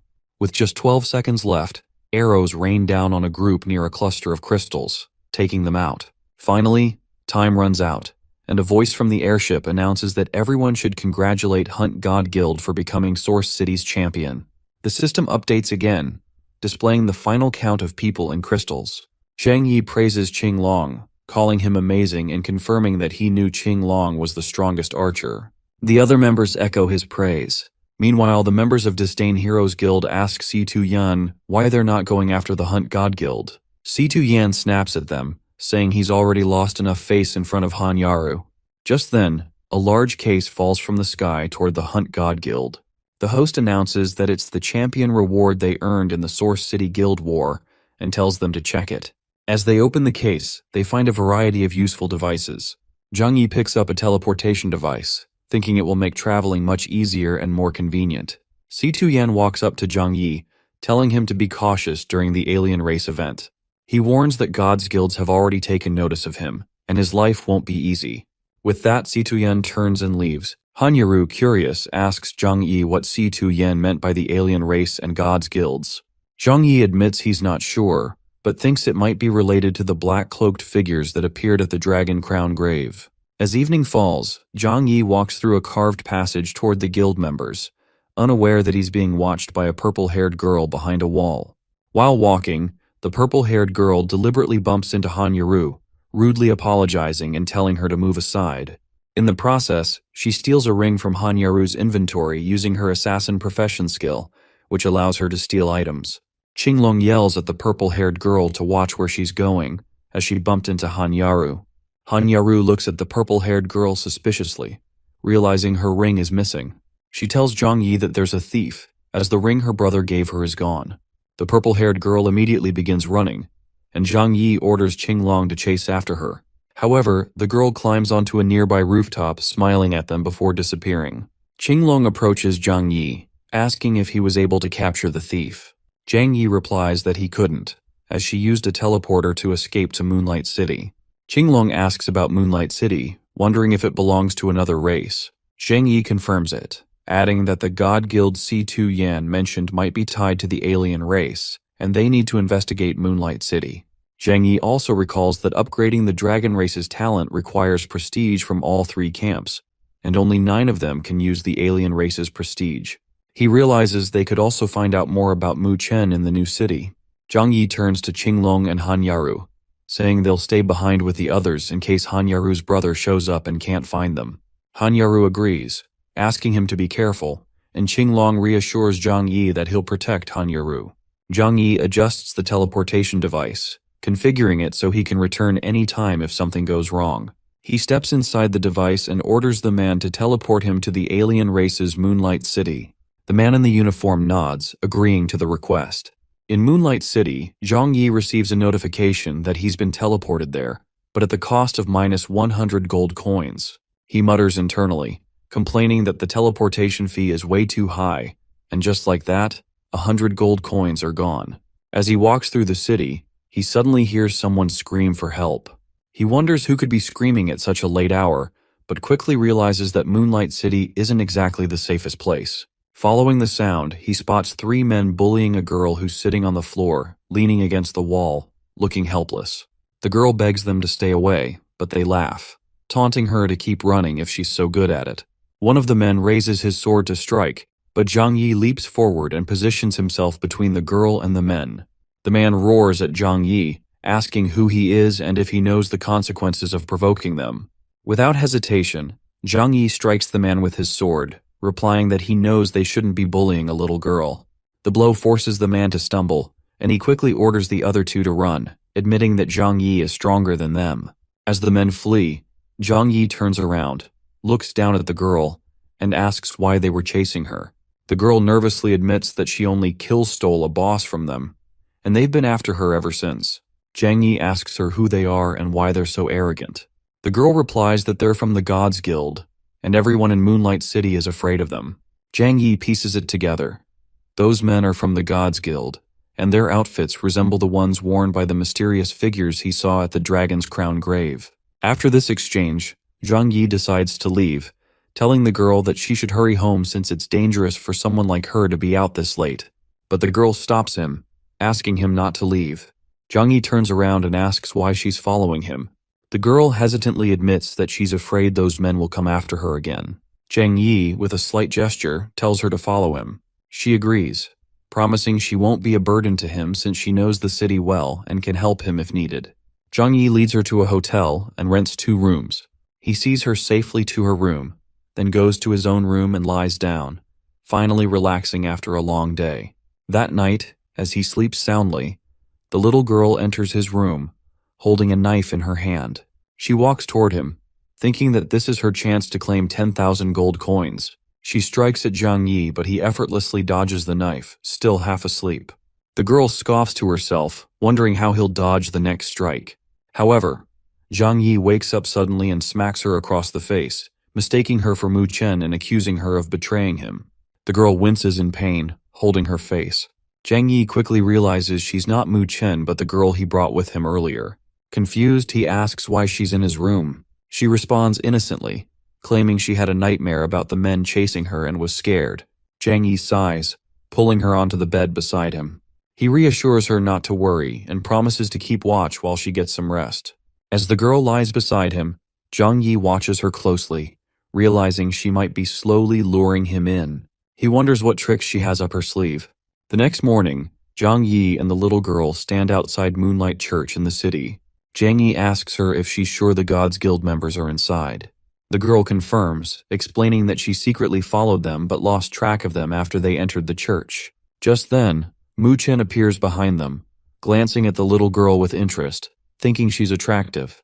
He extends his hand toward her, attempting to grab her arm, but Zhang Yi turns around, grabs Mu Chen's wrist, and recognizes him. Mu Chen, surprised, yells at Zhang Yi, demanding to know who he is and how he knows his name. Zhang Yi, closing his eyes to focus, calmly grabs a lunch from his bag and throws it at Mu Chen's face, replying coldly that he's not worthy of knowing his name. Mu Chen falls to the ground, crushing one of the tents. The citizens of Moonlight City watch in shock. One comments that Mu Chen, who's always the one beating people up, never thought he'd be the one getting beaten instead. Another calls it karma, saying things just got interesting.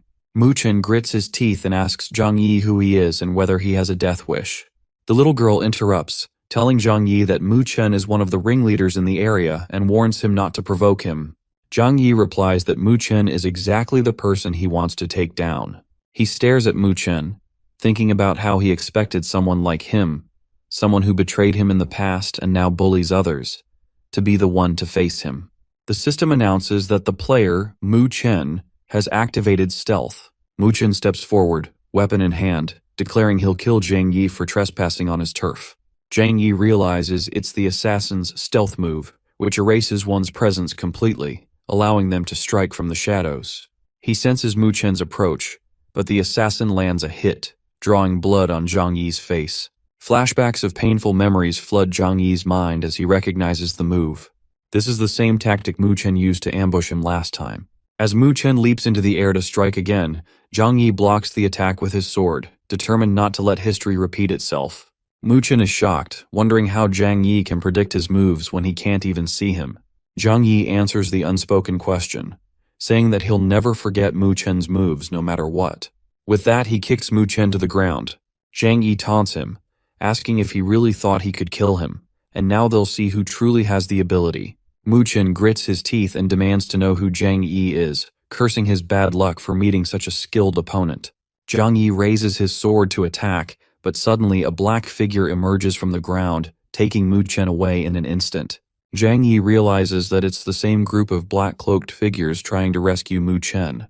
He yells at them to stop, but they vanish with him. Afterward, Zhang Yi and the little girl arrive at the location where the black figure disappeared with Mu Chen. The little girl tells him that this is the place he's been looking for. Moonlight Church, the headquarters of the Gods Guild.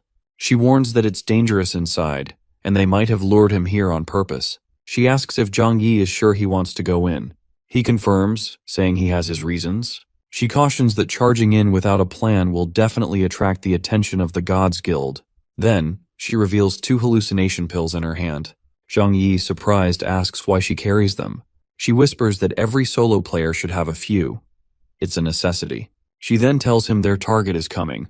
Zhang Yi uses the hallucination pills to knock out a few soldiers, rendering them unconscious with a touch. He orders them to sleep quietly. Afterward, he and the little girl wear the soldiers' uniforms and approach the church's entrance. Meanwhile, in a secret chamber inside Moonlight Church, Mu Chen wakes up with a cough, disoriented, and asks where he is. The fair-haired man smiles mockingly, asking if Mu Chen is frustrated after getting beaten by the stranger. Mu Chen yells, demanding to know who he is and why he was brought there. The fair-haired man answers coldly, saying that a hostage has no right to ask questions. From now on, Mu Chen's only choice is to stay put.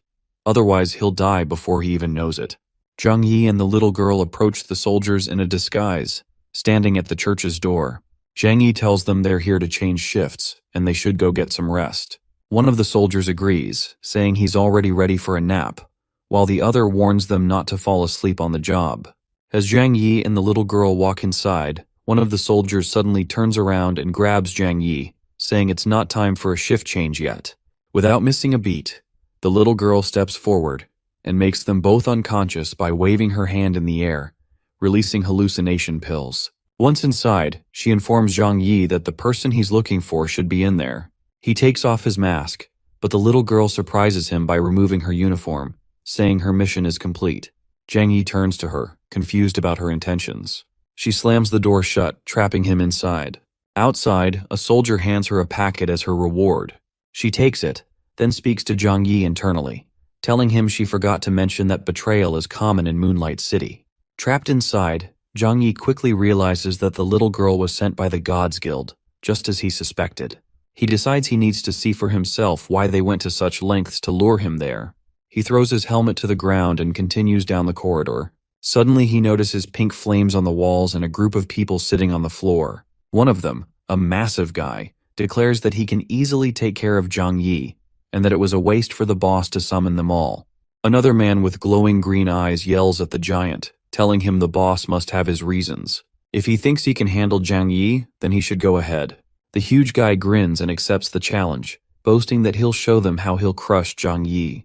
He stomps his foot, grabs his weapon, and hurls it at Zhang Yi, shouting for him to catch his axe.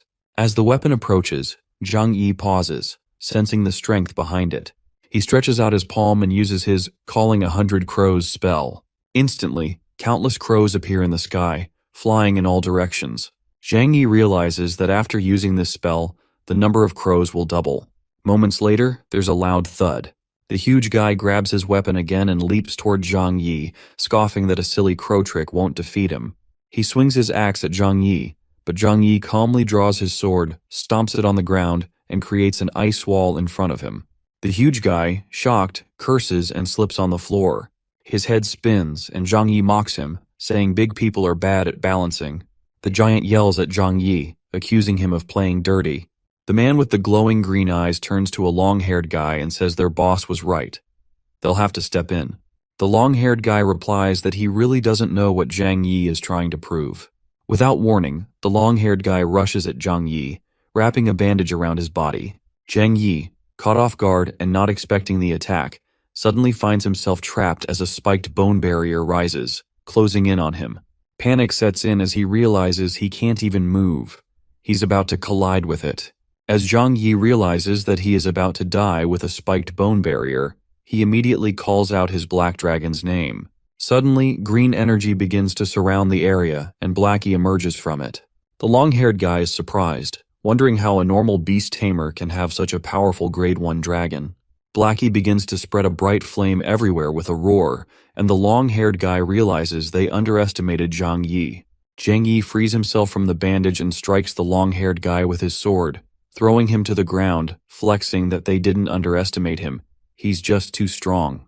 Zhang Yi pats Blackie's head, saying that he hasn't seen it in a while, but it managed to level up to grade 1.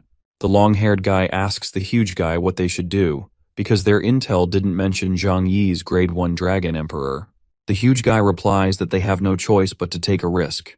After that, the huge guy rushes toward Zhang Yi and Blackie with his people, holding a weapon in his hand and shouting for Zhang Yi to die. Zhang Yi swings his magic sword, creating flame energy around it, and strikes at them, demanding that they kneel before him.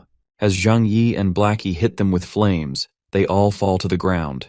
As they collapse onto the frozen floor, their boss approaches the huge guy, calling him by name and saying that it's enough, ordering him to stand down. Yuan argues, saying that he just needs some more time.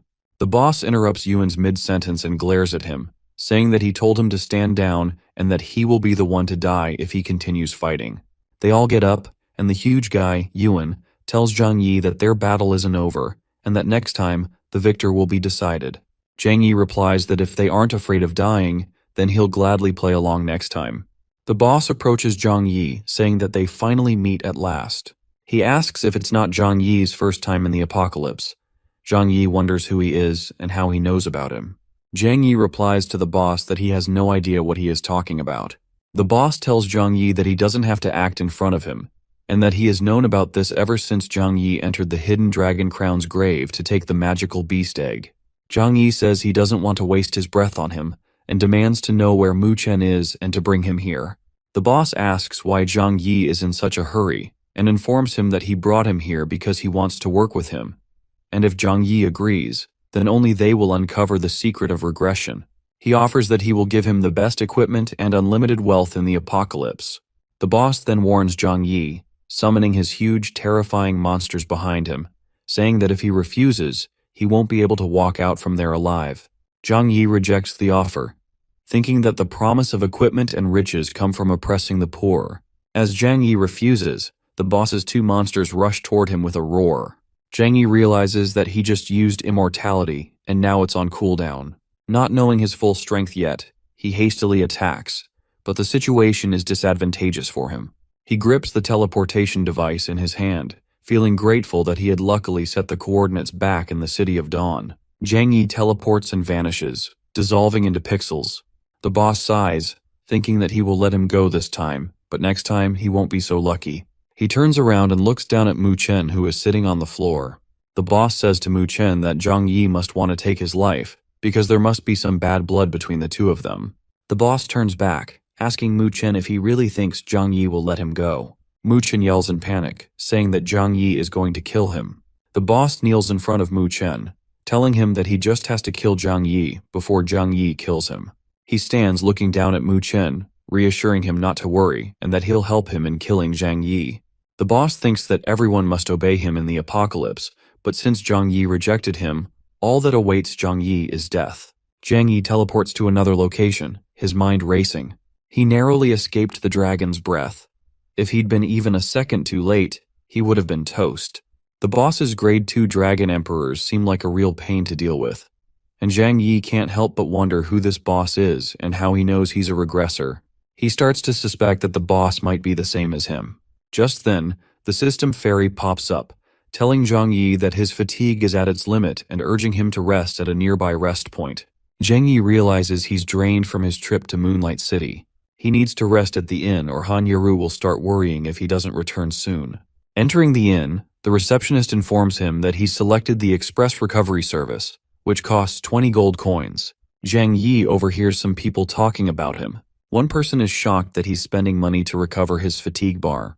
Another person comments that they're all sitting around recovering slowly, and someone else says that 20 gold coins could buy a whole set of equipment. Zhang Yi checks his balance and sees he still has 30,000 gold coins left. He decides he'll need to upgrade his equipment soon. Meanwhile, Han Yaru sits next to Yao, wondering where Zhang Yi is. Yao, looking worried, comments that their leader might be in danger. Suddenly, Zhang Yi walks up behind them and reassures them he's fine.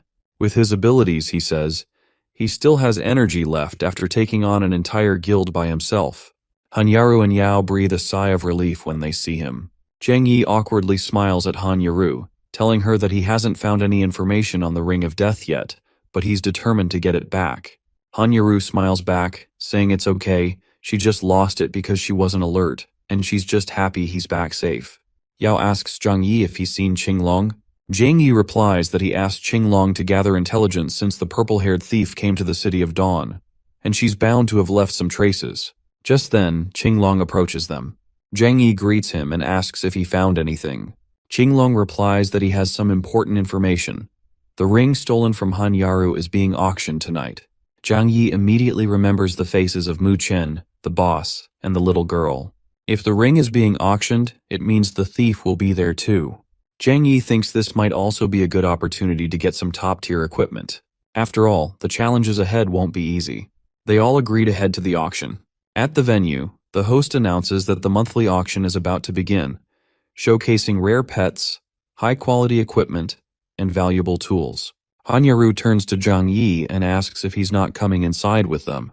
Zhang Yi tells her to go ahead without him, as he has some business to take care of. He steps aside, thinking back to a hidden menu in a shop that he remembers from his past life. It sells great items but isn't well known.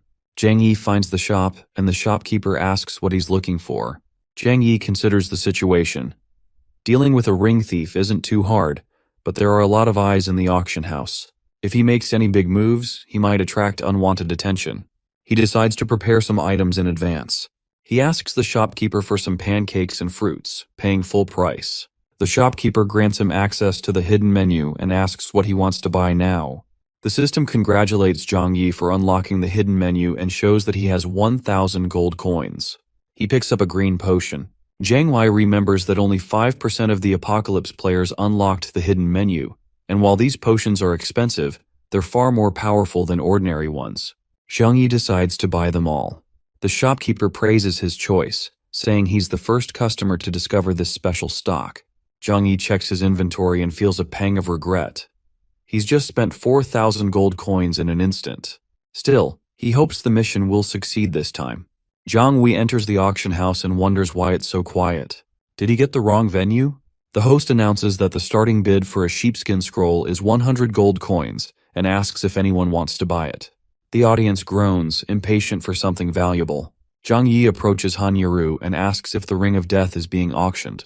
Han Yaru tells him it hasn't come up yet, as they're currently auctioning the sheepskin scroll of unknown origin. The host, looking disappointed, announces that since no one wants the sheepskin scroll, she'll withdraw it. Zhang Yi recalls that the sheepskin scroll contains the dragon race's hidden mission. In his past life, big clans and guilds went crazy trying to get their hands on it. He raises his hand and bids 100 gold coins.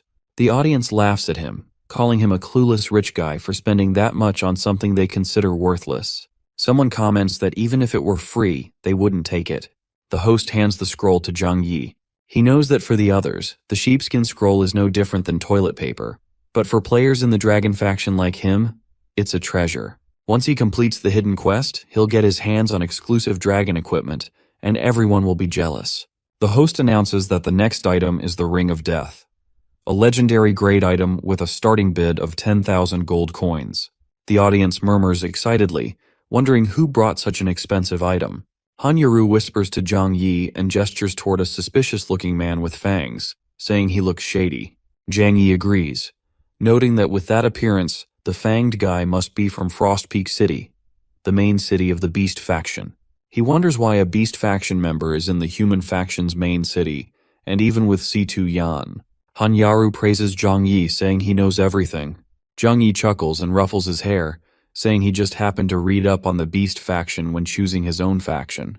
The fanged guy stands up, drawing everyone's attention, and announces that he's claiming the Ring of Death. He warns everyone not to bother bidding because he'll double any offer.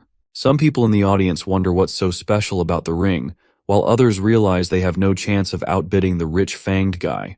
A man steps forward, calling the fanged guy a bastard from the Beast faction, and demanding to know what gives him the right to cause trouble in the human faction's main city.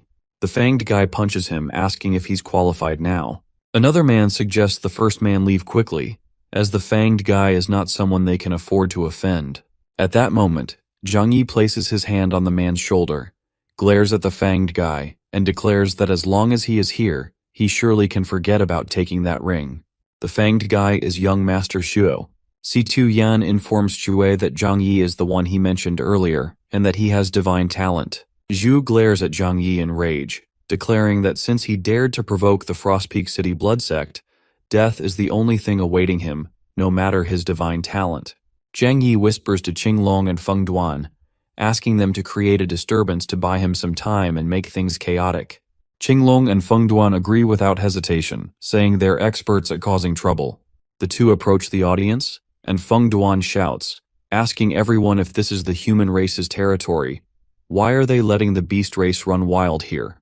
Qinglong adds, agreeing with Feng Duan, that if word of this spreads, they'll all be too embarrassed to show their faces in the City of Dawn. The crowd begins to stir, murmuring that if they don't do something, they'll be the ones getting beaten.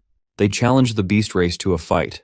Qinglong eyes the beast race members in fur coats and remarks that they've been annoying him from the start. He then asks if they're not worried about getting rashes from wearing fur coats in such heat. Feng Duan, shouting from behind, says there's no need to reason with people like them. They should just attack. A full-blown battle erupts, with everyone fighting like it's the end of the world.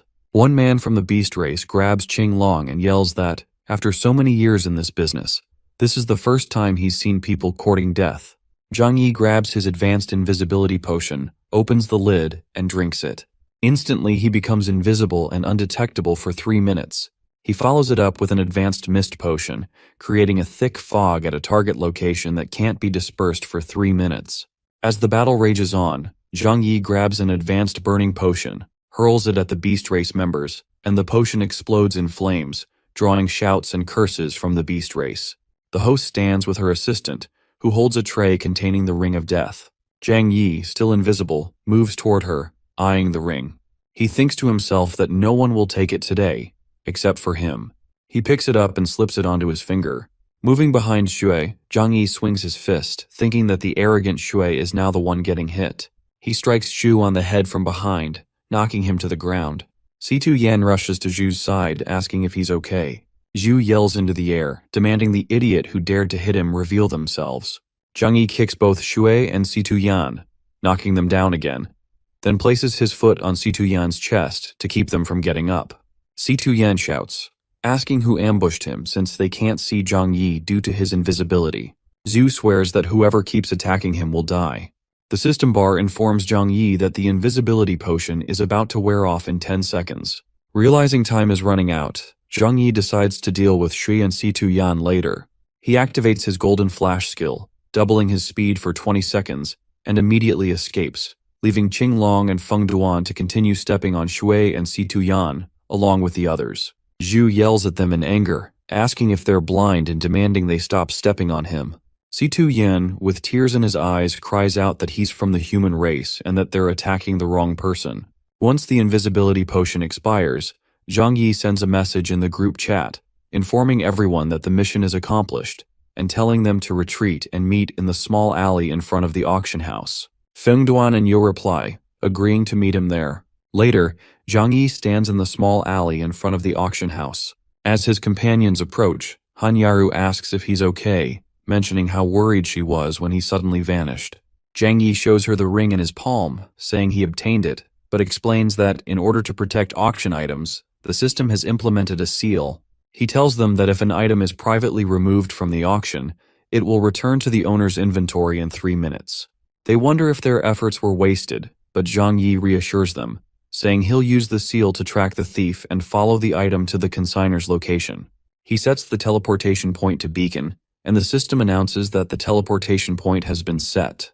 Han Yaru exclaims in excitement, impressed by Zhang Yi's cleverness, while Yao compliments him, saying she knew she didn't follow the wrong person. Zhang Yi turns to Han Yaru, assuring her he'll bring her back, as the 3 minutes are nearly up. Zhang Yi gets teleported to Beacon, thinking to himself that today he'll unmask the thief for sure. Meanwhile, the ring suddenly appears on Diewu's hand. The system informs her that the Ring of Death has returned due to an incident at the auction house.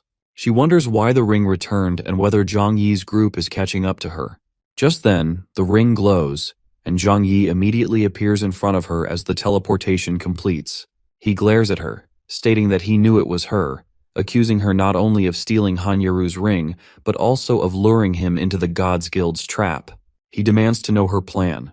Daewoo smirks, admitting she never thought he'd escape the Gods Guild, but acknowledges he's somewhat capable. Without warning, she turns and begins to run. Zhang chases after her, demanding she stop and hand over the ring. He declares that she will explain herself today. Daewoo mocks him, saying he can only catch her in his dreams. Zhang Yi grabs her hoodie, but she slips out of it. He growls, saying he won't let her escape so easily this time. They share a moment of silence before, suddenly, a huge axe flies toward them, crashing through the stones.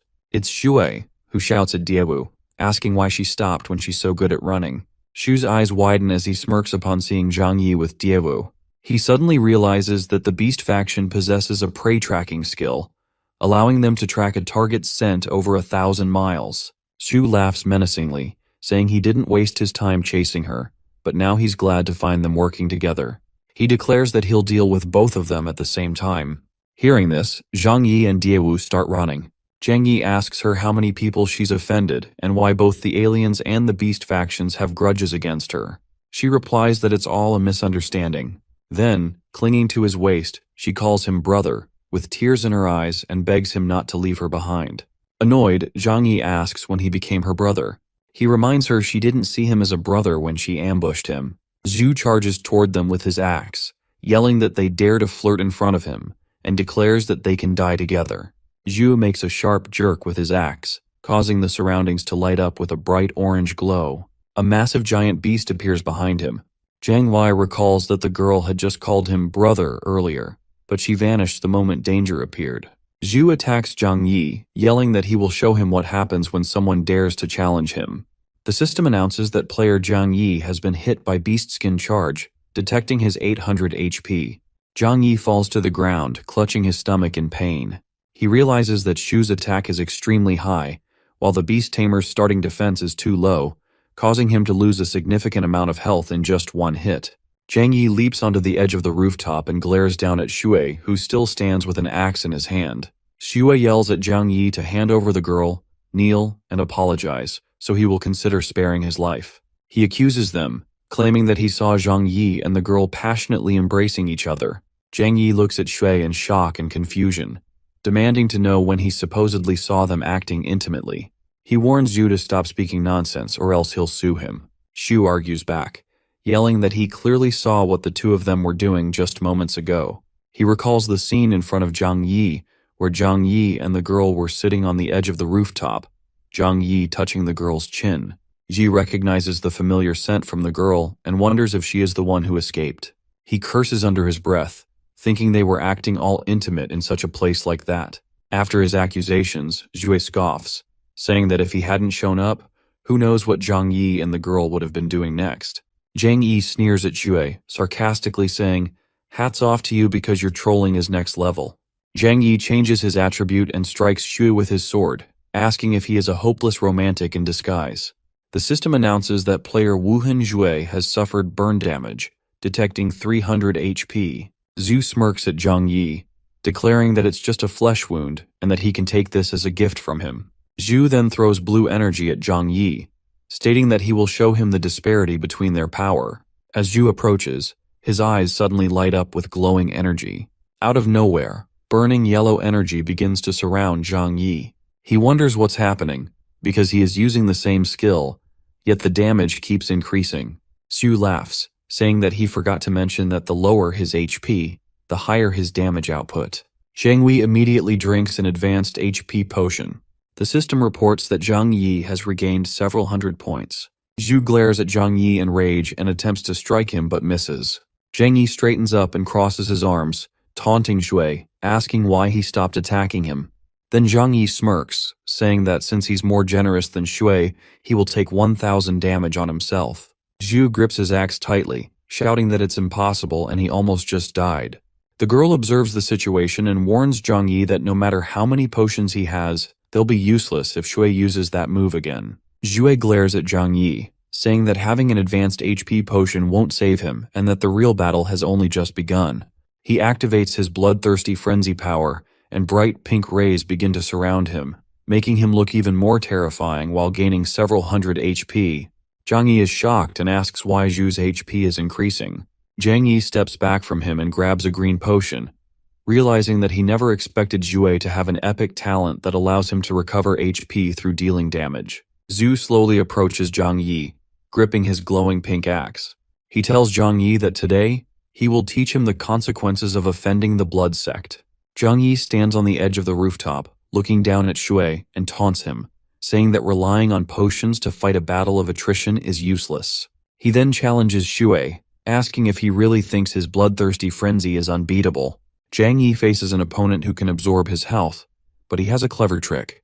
Instead of avoiding damage, he purposely takes a hit and drinks a powerful poison potion. His enemy, thinking he's gaining the upper hand, absorbs the poisoned HP instead. Realizing too late, the opponent starts losing 200 HP every second for a full minute. Zhang Yi mocks him, offering even more poison. Trapped by his own ability, the enemy regrets falling for the trick, realizing Zhang Yi had planned it all along. Afterwards, Zhang Yi finds himself where his health is dangerously low, but he has a plan. He activates his immortality ability, which allows him to survive just long enough for the poison to finish off his opponent.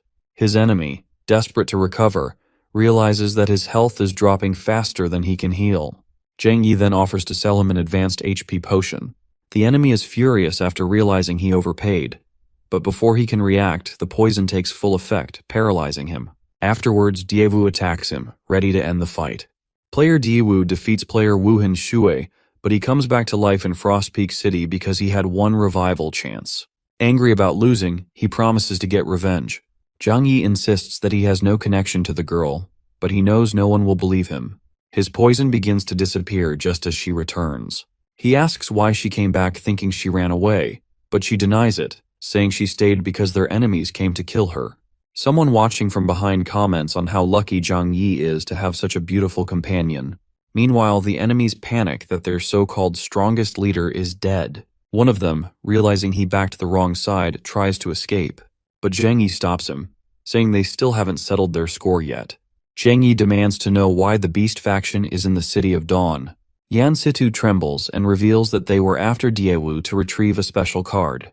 Moreover, Zhang Yi wonders what kind of card is so valuable that they would chase her this far. Afterwards, Diewu casually pulls out the card, saying she got it after assassinating someone in Frost Peak City, and to her, it's just a shiny object with no real use. But Zhang Yi immediately recognizes that it's a divine talent card.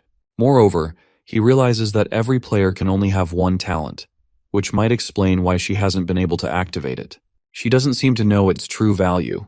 Then it clicks for him that she got the card by killing someone, which means the rumors were true. Divine talent cards can be obtained by eliminating their owners. Zhang Yi learns that divine talents can be transferred to other players, but only by killing the previous owner. Moreover, Yan Situ begs for his life, insisting he has shared everything he knows. However, Zhang Yi refuses to let him go since he has seen the card. Moreover, he eliminates Yan Situ, ensuring the secret dies with him. Then, Diewu asks Zhang Yi if he isn't afraid that she will kill him, to which he responds that she is smart, and the blood sect is now after both of them. Moreover, keeping Zhang Yi alive can help divert their firepower. Zhang Yi is curious about the divine talent hidden within her card, wondering just how powerful it could be. Moreover, he offers a new deal. If she hands over the Ring of Death along with the card, they can settle things peacefully. Afterwards, she wonders why he is so desperate for the ring, suspecting it once belonged to someone important to him. Zhang Yi confirms his promise to return it to her. Afterwards, Diewu gives up the ring but insists on keeping the divine talent card for herself. Zhang Yi's trade partner gives him a warning, advising him to keep the golden card a secret, and at the same time, he is urged to leave quickly. The blood sect will not let this matter slide and will soon come seeking revenge. Moreover, Zhang Yi remains confident. He isn't afraid, believing that even their strongest member won't be able to defeat him.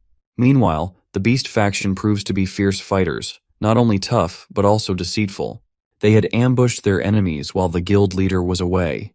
Yaru wonders over what might be happening on the guild leader's side. Suddenly, a warning is shouted that Yaru is in danger.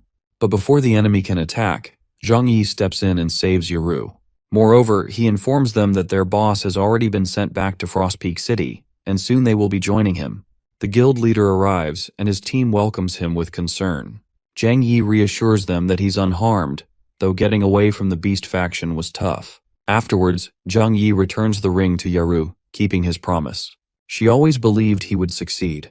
With many players reaching level 50, they need to train harder to keep up.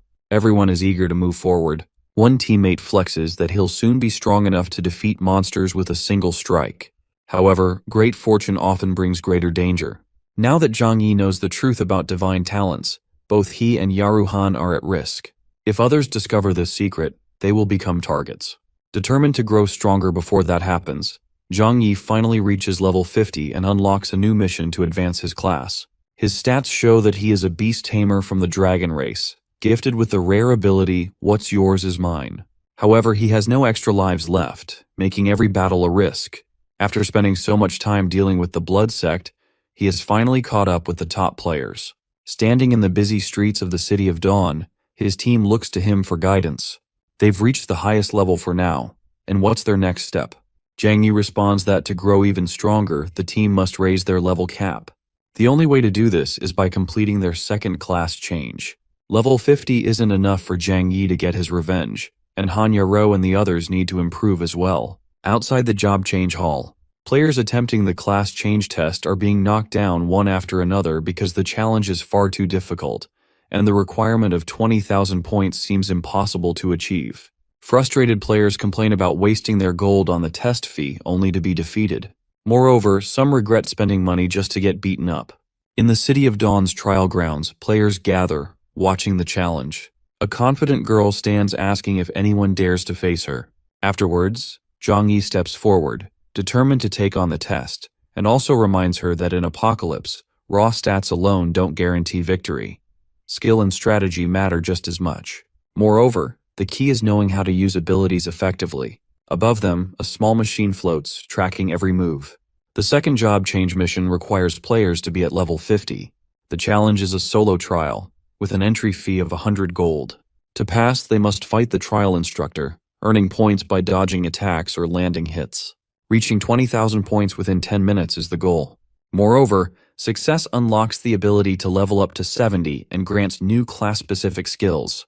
The machine above them will calculate every action, determining whether they pass or fail. The trial begins, and Zhang Yi makes his move. Instead of rushing in, he cleverly avoids close combat, knowing it's a risky strategy against a fighter. With impressive speed, he keeps his distance and unleashes a powerful attack, Chain Lightning, and reminds her to have a taste of electricity. Afterwards, the system registers his actions. Dodging an attack earns him 1,000 points, and landing a successful skill attack gives him another 1,000. His score jumps to 2,000 in an instant. The onlookers are shocked because they didn't expect him to gain points so quickly. Some who doubted his abilities now see his skill in action. Daewoo realizes that she underestimated his opponent and decides to step up his game. Afterwards, she swings his weapon, the Void Warhammer, only for it to disappear into air. Confusion spreads as one can tell where the Warhammer went. The Void Warhammer strikes, causing a loss of 2,000 points. The trial instructor proves to be a tough opponent, making the challenge even harder. The guild members watch with concern, unsure if their leader can pass. However, Yaru remains confident, knowing Zhang Yi always finds a way to succeed, no matter how difficult the situation. Determined to win, Zhang Yi avoids giving any more chances for attacks. In his past life, he failed this challenge over 200 times, but those attempts gave him the battle knowledge he needs now. Using his Beast Tamer ability, Shared Vision, he sees through the eyes of his summoned creatures. With their help, he dodges attacks and gains points. Daewoo becomes suspicious and realizes something is helping him predict moves. Moreover, she notices the summoned crows and quickly changes her strategy, preventing him from earning more points by dodging. Realizing he must finish the fight quickly, Zhang Yi makes his final move. The system announces his victory that he has completed the second job change quest. Now, as an advanced beast tamer, he is stronger than ever. The guild members cheer for him, amazed by his 22,000 point score. Meanwhile, in Moonlight City, a powerful enemy prepares to attack. With the best gear in the game, she sees this as the perfect moment to take down Zhang Yi. Muchen is not sent alone. He receives support from experienced fighters who have battled Zhang Yi before. With new equipment and recent level-ups, they are expected to succeed. For this mission, they follow Mu Chen's lead. They confirm their orders, determined to complete the task. Before leaving, he receives a special scroll, usable only once in emergencies. With everything set, they begin their journey to the City of Dawn. Mu Chen is determined to make Zhang Yi regret becoming his enemy. Meanwhile, in the City of Dawn, Zhang Yi and his team enjoy a barbecue. Moreover, Zhang Yi agrees that it's the best he has had in Apocalypse. The conversation shifts to training as the others prepare for their second job trials. She promises to complete them soon and catch up to Zhang Yi. One of them whispers, asking about his new abilities from the second job advancement, to which Zhang Yi agrees to demonstrate them during their next dungeon run. Afterwards, Zhang Yi reviews his newly unlocked skills, eager to master them. One stands out, Demon Substitution. It allows him to escape control effects, leaving behind a substitute that spreads fear among enemies when attacked. With a cooldown of 30 minutes, this skill will be a valuable tool in battle. Zhang Yi's enemies finally catch up to him. Among them are players from the Divine Guild, now working alongside Mu Chen. Zhang Yi wonders how they ended up as allies. Afterwards, Mu Chen steps forward. Yi Jag questions why Mu Chen is throwing away her last moments instead of using them wisely, to which Mu Chen reminds him that he escaped last time, but luck won't save him again. Ignoring the threat, Mu Chen takes charge, instructing her group. 4 of them will handle the others while she deals with Zhang Yi personally. A swordsman confidently steps forward, eager to test his strength. Moving at an incredible speed, he attacks first. Despite his quick attacks, Mu Chen reacts even faster, seizing control of the fight. Meanwhile, Xiaoyao finds herself in danger. As she shouts for help, someone warns her of an ambush up ahead. Afterwards, Zhang Yi is trapped by Shadowbind, a high-level control ability. A dark shadow appears beneath him, stopping his movements for 10 seconds, leaving him completely helpless.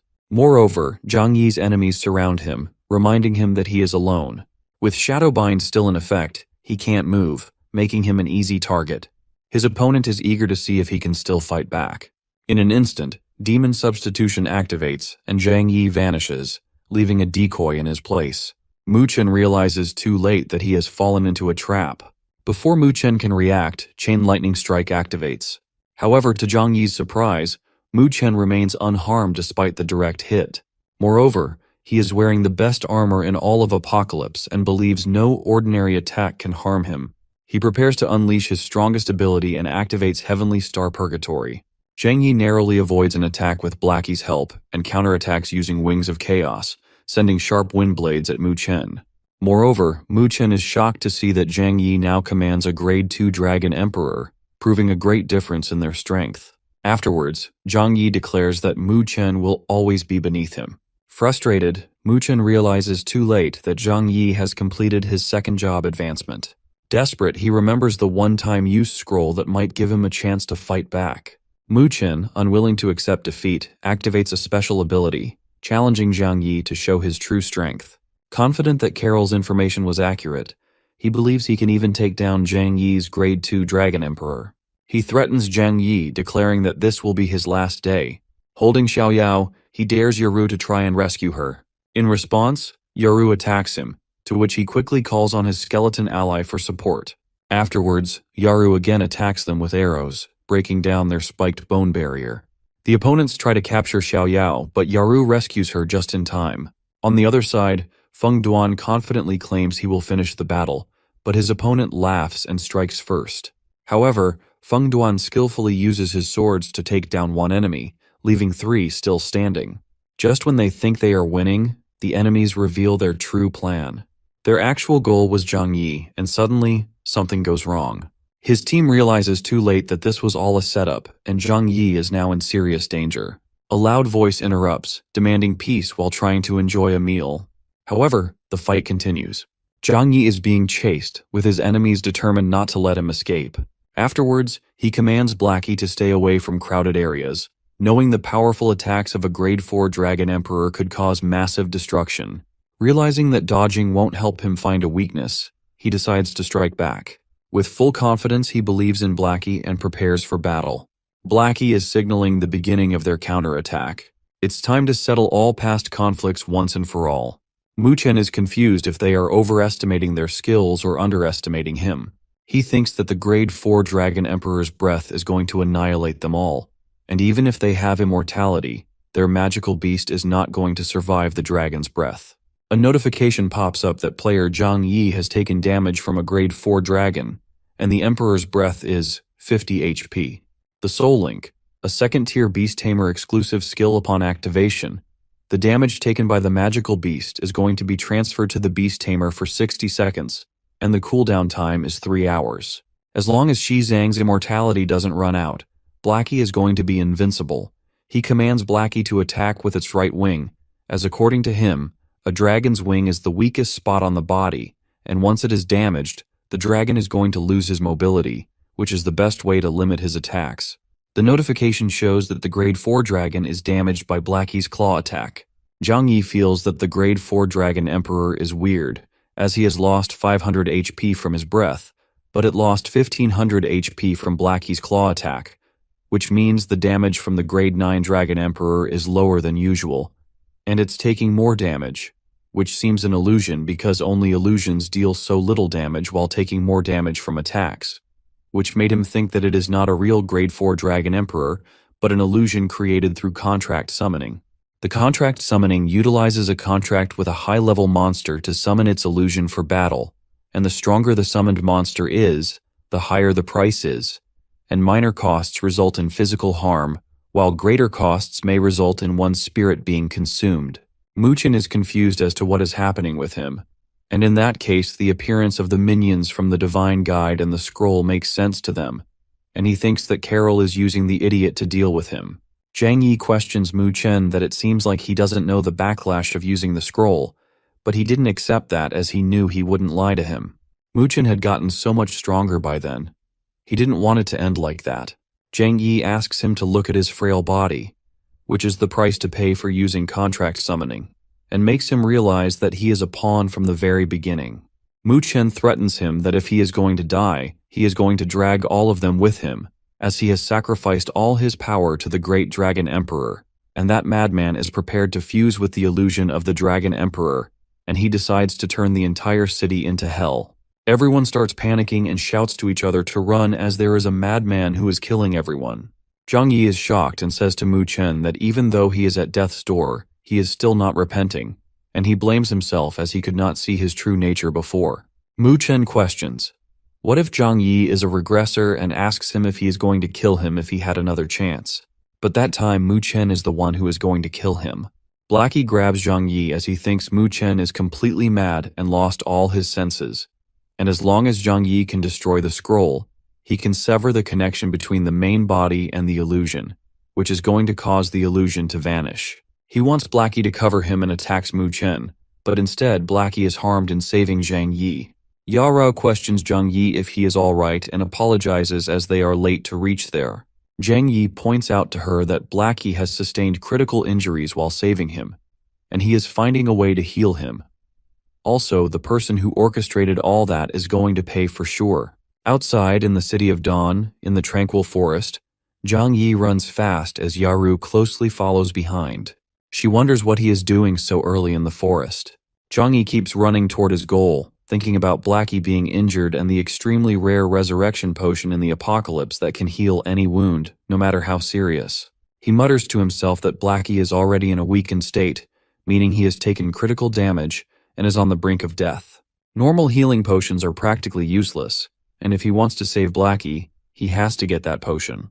Zhang Yi thinks about how he cannot summon Blackie in his weakened state.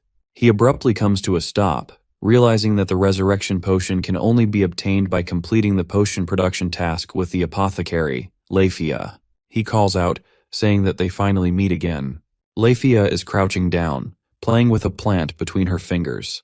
Just then, he remembers the last time he collected everything she needed and asked for the resurrection potion before collapsing on her. He recalls how Leifia made the potion and fed it to him. Leifia turns around, sensing his presence, and asks if he is looking for her. He urgently asks Leifia to give him the mission for creating the resurrection potion. Leifia, confused, asks how he knows she is researching the resurrection potion. He quickly replies that it's not important and asks for her diary so he can save Blackie. Leifia shows him the diary and asks if this is what he is looking for. She continues to explain, but he cuts her off, completing her sentence, saying he knows the diary contains hints on where to find the 3 rare materials, and that she can create the resurrection potion if he brings them to her. He takes the diary from her and tells her that he already knows the dialogue. Lafia asks how he knew what she was going to say, but Zhang Yi simply turns around and thanks her. A notification appears, showing that his mission has started, and the instructions tell him what to do. He thinks about how the first part of the mission is to get the essence of life from the demon sealing tower. It looks like he has to make another trip there. Lafia warns him that these 3 items are hard to obtain, and that if he goes alone, it might take at least half a month to return. Zhang Yi, with a determined face, tells her that he will be back with the items soon. Behind one of the trees, Yaru watches the scene unfold. She wonders if Zhang Yi is doing all this to save Blackie and questions how he knows about this method. Suddenly, with a gloomy expression, she thinks about how Zhang Yi is always moving ahead and how she also wants to help him. With determination, she promises herself that she will find the other 2 items and starts following him. The demon sealing tower opens as Zhang Yi rushes through the crowd, pushing people aside. Someone calls out to him, but all he can think about is his promise to Blackie. He vows that he will definitely make the resurrection potion and heal him. He slams his hand against the door and orders it to be opened, saying he is in a rush. The door opens with a bang as the demon warrior yells, demanding to know which fool dares to disturb him during his slumber. Zhang Yi trips him, sending the warrior crashing to the ground. In a hurry, he demands to know where the transfer gate to the next level is. The demon warrior, now furious, gets to his feet and charges toward Zhang Yi as he suddenly recognizes him. Zhang Yi thinks this is a perfect opportunity to use his new skill. As the warrior attempts to strike him, his weapon passes through Zhang Yi. The warrior screams in anger, realizing that Zhang Yi is using a clone. Furious, the warrior shouts that Zhang Yi has no respect for him. But Zhang Yi then activates Soul Search, completely entrancing the warrior. As the search completes, he extracts all the information about the person behind the warrior. Zhang Yi wonders why he has memories from his past life. Could it be because they were once real people? The demon warrior faints as Zhang Yi moves forward.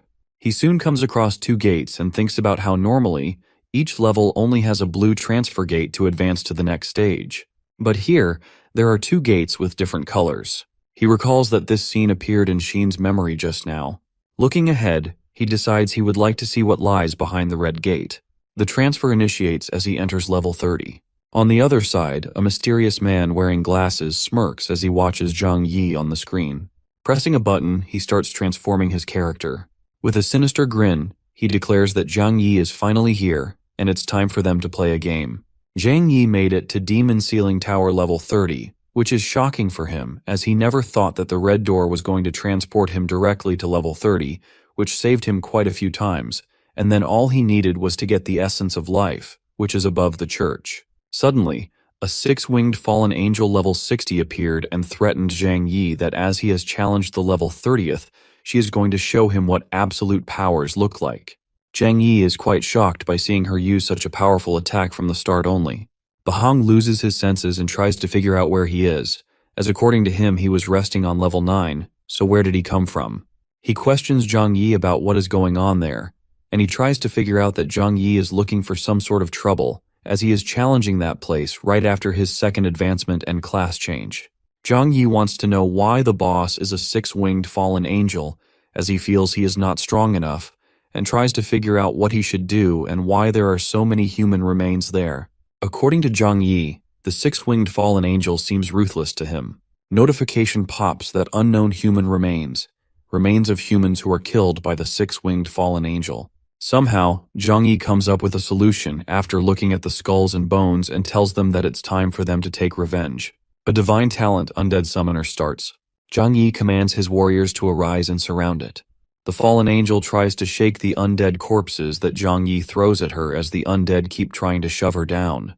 She looks around and finds out that Zhang Yi is running towards the tower. She finally realizes as she voices out her thoughts, acknowledging that it was his plan to use the undead to block her so he could steal the essence of life. With a sharp motion, she raises her hand, summoning a swirling storm of electricity.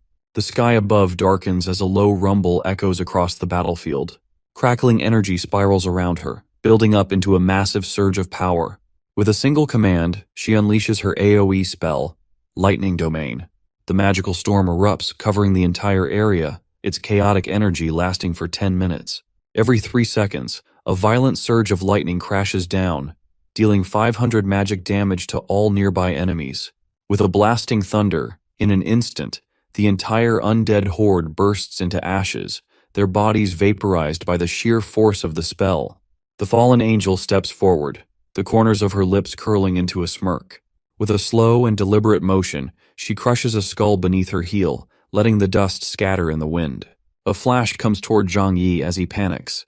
The fallen angel smirks as she declares that his games are over. Suddenly, a green light blooms out of nowhere, slashing the fallen angel right through the stomach. She turns around and finds Bahuang running toward her. She panics, thinking that it is impossible and wondering why there is another player on this level. On the other side, the man in glasses narrows his eyes, his fingers tightening around the edge of his desk. He watches the chaotic battle unfolding on the screen, irritation flickering in his gaze. Alarms start going off, warning that the body is damaged and the connection is about to be lost. The man in glasses thinks about how the technology to control NPCs through data transfer is still unstable. He finally gives up, saying that they just got lucky today. He tells Zhang Yi that he will meet him very soon as the fallen angel collapses and the connection is lost. His voice is low, laced with frustration. He leans back in his chair, his fingers tapping against the console. He watches as the connection weakens, the fallen angel's body flickering before collapsing to the ground. The system crashes, severing the link. Bahuang stands there, his grip tightening around his weapon. His expression is unreadable, his eyes locked onto the spot where the fallen angel had just been. Zhang Yi acquires the potion and asks what Bahuang is doing here and how it is possible if this is a solo dungeon. At the Tower of Eternity, the man in glasses looks at the scene through his screen as he orders Apocalypse Spirit to replay the footage from the battle. She obeys his orders. He keenly examines the details of the fight and suddenly asks her to zoom in on the bottom right corner. As she zooms in, he finds another person in a face mask helping Bahuang. He lets out a sigh and declares that there was another troublemaker at the scene. At the Demon Ceiling Tower main gate, the remaining time before the Demon Ceiling Tower closes is 3 hours, 5 minutes, and 57 seconds. Xinglong is worried, thinking about the guild leader planning to come out right before the gate closes. The time left is 3 hours, 2 minutes, and 45 seconds. Bahuang thanked Zhang Yi for looking after little Ru for the past few days, but he denied it as there is no need to thank him. He only did what he thought he was supposed to do, and Yaru is going to be happy seeing him. Yaru is excited and happy seeing his young master back. Xinglong claims that Little Miss has vanished since morning, and she is also not replying to any of their messages. But Bahuang knows that she has always been cautious doing things, so there must be a special reason. Zhang Yi wants them to think carefully, as if she was acting strange before she vanished. Xinglong tells them that she was at the plaza last night, as she was standing in the middle of the plaza facing the statue as if praying for something, and as her eyes were closed, he didn't bother her. Zhang Yi thinks that Yaru must have been undergoing the praying mission, as once he told her that praying is one of the casual missions in the apocalypse where players have to go to the main plaza at 9 p.m. and pray for 3 hours straight. And by doing this, there is a chance to receive a reward from the god of dreams, a dreamstone. But the dreamstone doesn't have much use. It's just a decoration. But if one waters it with the dream spring water, which is found in the dream spirit manor, one can get a dream flower. And according to all this, Zhang Yi figures out that Yaru must have gone to the Dream Spirit Manor. Bahuang wants them to hurry and go there. At the Frostpeak City Dream Spirit Manor, Xinglong tries sending a message to Yaru, but he is unable to do so. He panics as to what is going on. The Dream Spirit Manor is the domain of the dream god, Lament. He sets up protective formations in order to resist the invasion of enemies during the apocalypse, and many dangerous monsters roam free within the manor. The moment when the players step in the protective formation, they are going to lose the ability to message other players, which is why Yaru is unable to send and receive messages there. Zhang Yi commands them both not to split when they enter, as if they do so, it is going to trouble them, as they can't communicate with each other. On the other hand, Dunshi tells Yaru that they are depending on her when they fight the Dream Spirit later, as she is the highest leveled and best equipped maid in their group, which is not a problem for her. But all she wants is that if they drop the Dream Spring water, he has to keep the promise and give that to her. Liushu wants her not to worry, as they only want the dropped equipment, as they have no use for the Dream Spring water. Hanya Ro, along with Dunshi and Liushu, arrived at the Dream Spirit Manor. Just then, two dream spirits emerged from behind the dark bushes to attack them. Dunshi alerted them as they all got into their positions. The spirits came running toward them. Dunshi activated adamantine fury as a huge red fury erupted and caught both spirits in one go. He yelled that he had stopped the spirits with his skill and ordered Yaru to do her part. Yaru raised her wand, gripping it tightly as the air around her started to shift. Cold energy gathered at her fingertips, sending shivers through the ground. Then the storm hit. A fierce blizzard erupted, sending razor-sharp ice shards flying at the spirits. The spirits let out painful, distorted screams as the ice struck their bodies. Dunshi saw the scene and let out a "wow," saying that a level 50 mage was really powerful and that it felt like he had a godly teammate. Suddenly, a red hue surrounded the unmoving spirits, catching Liu Shu's attention. Just as they thought it was over, she walked toward them and informed her teammates that a flower was growing out of the dream spirit's corpse. She raised her hand to touch the beautiful flower, but Yaru quickly told her not to. The moment Liu Shu's fingers brushed the flower, its petals twitches violently. In an instant, the single bloom multiplied, spreading like wildfire across the battlefield. All three of them stepped back, taking in the new change. The three of them snapped their heads toward the voice. A figure now stood among the crimson field, her form eerie yet graceful. The blood-dead dream spirit had awakened. A voice called out to them, saying that pitiful humans like them must not have a home to go back to. She looked at them and said that since they didn't have a home, why didn't they just stay here with her? She caught the three of them in her red strings. The dream spirit goes through dream transformation and turns into Yaru. Liu Shi looks at the scene as she asks in horror why the dream spirit looks like their Miss Mage. Dunshi relaxes her, informing her that this is the blood-red dream spirit's strongest skill, where they transform into the highest level player on the enemy side to copy their equipment and skills. The three of them sat around the crimson field as Liu Shi begged Yaru to save her. Yaru looks around herself and realizes something. She then takes out a purple glowing stone. She starts speaking mostly to herself that these flowers live in the shade, as she throws the stone on one of the flowers. The flower, upon its touch, withers in an instant. She screams in realization that these flowers are scared of the light, and they can use light to deal with them.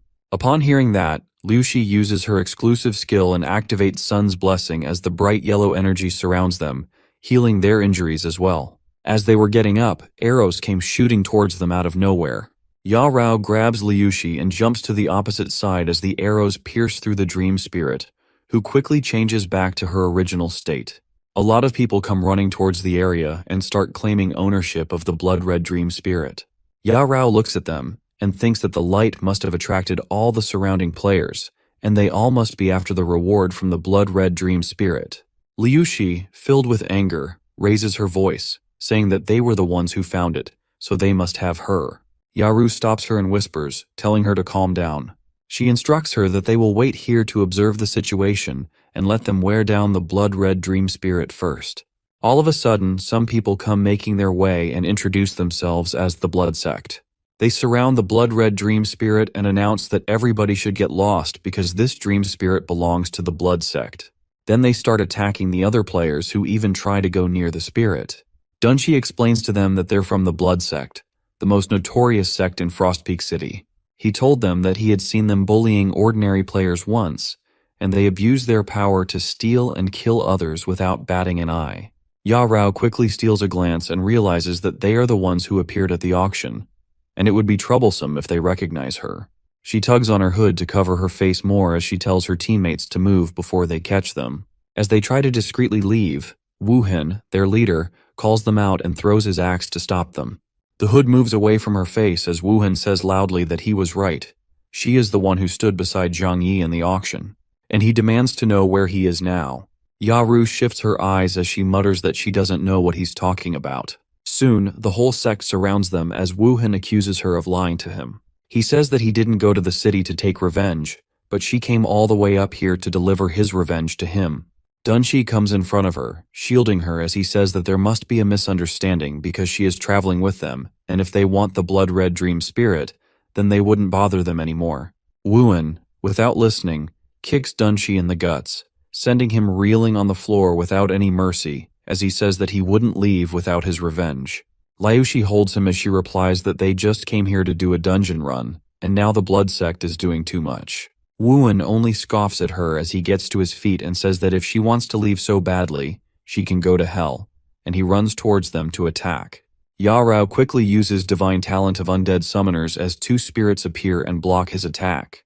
The remaining players get scared as they start running towards the exit, saying that the blood sect is going too far when the lady didn't even provoke them. Yarao fights with him as he mocks her, saying that her partner is so heartless, letting her come here alone into grave danger. She attacks him using Fireball, but he dodges it and quickly attacks Yaru. She tries to run as he yells that he gave her an easy way out, but she rejected it, and now she shouldn't blame him for being vicious. People start running out of the Dream Spirit Manor. Zhang Yi stops someone from the crowd and asks what happened inside as he tells them that the blood sect killed a few players just to snatch a blood-red spirit and that they also caught a girl. Zhang Yi stops and thinks if it's Yaru. Yarao struggles to breathe as Wuhan strangles her. He says out loud that he will give her one more chance and orders her to call Zhang Yi over. Some other people from the blood sect look at her as they talk among themselves, saying it's a pity for such a young girl to sacrifice herself for her boyfriend like that. Another one replies that Zhang Yi is probably a coward and must be trembling in fear now. He must be scared to come out after seeing their numbers. Just then, a slash comes out of nowhere, ending their lives in a second. Wuhan turns toward the commotion as he sees a punch coming toward his face. Zhang Yi punches him with full might as he screams that how dare anyone touches her and sends Wuhan flying away from Yaru. He quickly holds Yaru in his arms as she apologizes for making him worry. Zhang Yi tells her that it's okay and that he will take care of the bastards from the blood sect. Wuhan stands back up and calls Zhang Yi out, saying that he must be confused because this is the territory of their blood sect. He orders his men to restrain them, because he's going to teach them a lesson. The whole blood sect comes surrounding them as Zhang Yi protects Yaru. Just then, people start falling down with big thuds as Bahuang comes running toward them, screaming that he will slaughter all of the bastards for touching his little sister. Bahuang and Qinglong stand in a protective stance in front of them. Zhang Yi assures him that Yarou is okay but heavily injured. He asks them to look after her because the blood sect is full of sly people. Qinglong tells him that he will take care of her. Yarou takes out a ring and holds it in front of Zhang Yi, telling him to take it because it might help him. Zhang Yi takes the Ring of Death with a smirk. He starts attacking the blood sect people as the Ring of Death absorbs the power of the fallen players. He thinks how the blood sect is just a group of riffraff. He looks at the ring and how it glows and thinks that its growth potential is astonishing. Let alone Wuhan, he can win even if a second advancement berserker comes. Wuhan, surprised, quickly orders his people to shoot at Zhang Yi. After all the arrows land, Zhang Yi stands up and thanks him for the power because it helps in provoking his abilities. He activates Passive Triggered, where he can summon a demonic hell dragon. He smirks as he mutters for them to feel the wrath of the demonic. Hell dragon? An enormous dragon comes out of nowhere and lets out an uproar, breathing hellfire dragon blaze, which burns the blood sect people. Wuhan looks at it and thinks that there is no way Zhang Yi got this much stronger in just a few days because he only beat him through luck last time. He holds his axe and runs toward him, saying that he will get his revenge for everyone. But as he charges, a sword pointing at him stops him. He asks Zhang Yi what he is doing and says that the blood sect is the #1 guild in Frost Peak City. If he dares to harm him, the guild won't let him off. Zhang Yi tells him that he already killed him once and can do it a second time as well. He informs him that his sect is full of evildoers, and he will kill everyone he sees. And if his sect comes after him, he will wipe out the whole sect. With that, he slashes his head off his body and speaks that he should be a better man in his next life. Someone asks what they should do with the blood-red spirit and says they can get a hefty reward if they kill it. Zhang Yi tells them not to kill her. He tells Yaru to give the dreamstone to the spirit. Suddenly, the glow changes around the spirit as she asks them to follow her. They follow her to the dream spring water as she calls the slumbering spirits out and tells them that it's time to wake up. The water bubbles up as another spirit comes out of the water, introducing herself as the god of dreams and welcoming the chosen one with a smile. The dream god has been waiting there for so long enough that she is not even able to remember the time period, and she also has a special gift for the first player who finds her, which is Yaru, and she gets a dream flower. The dream flower is really helpful to them, as that way Blackie is going to be saved. Zhang Yi thanks Yaru, as this is possible because of her. Qinglong suggests the young master patrol the perimeter, as there might be some people from the blood sect left. Meanwhile, Huang pretends not to see what's going on there.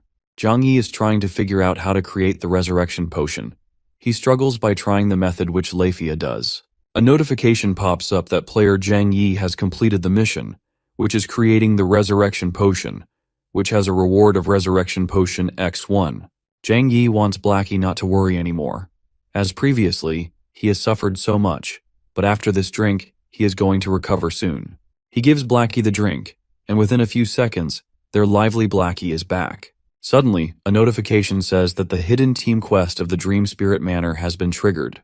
Zhang Yi is not sure about what is going on, but he commands them to be careful.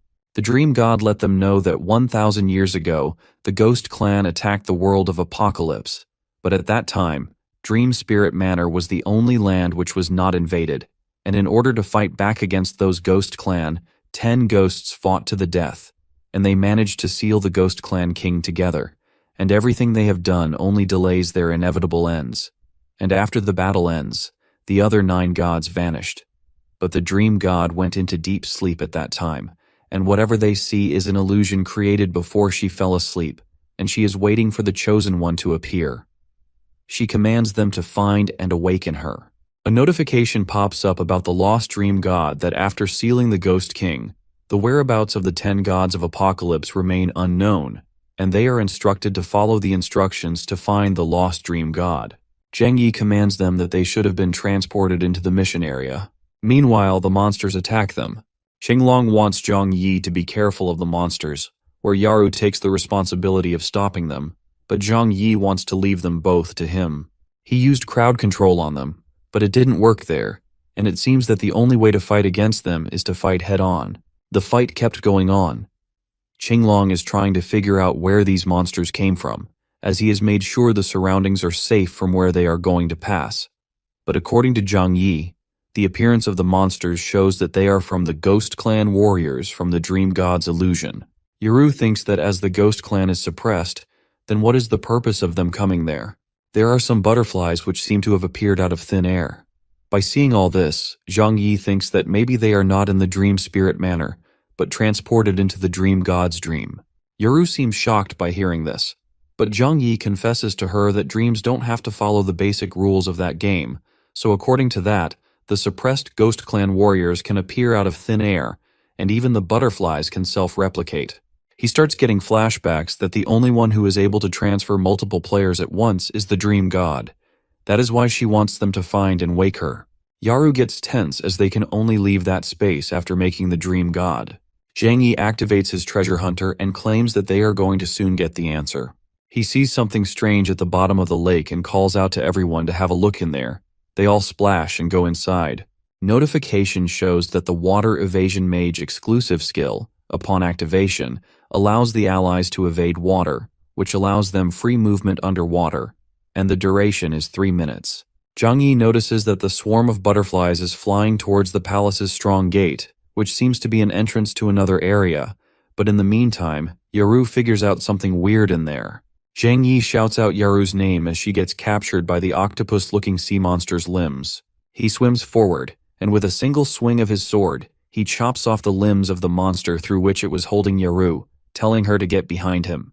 They are notified that the water evasion is about to end in 30 seconds. Zhang Yi notices how the monster has incredible regeneration abilities, as it regrows its chopped limbs. Huang yells that it is over, mentioning how the water evasion is wearing off.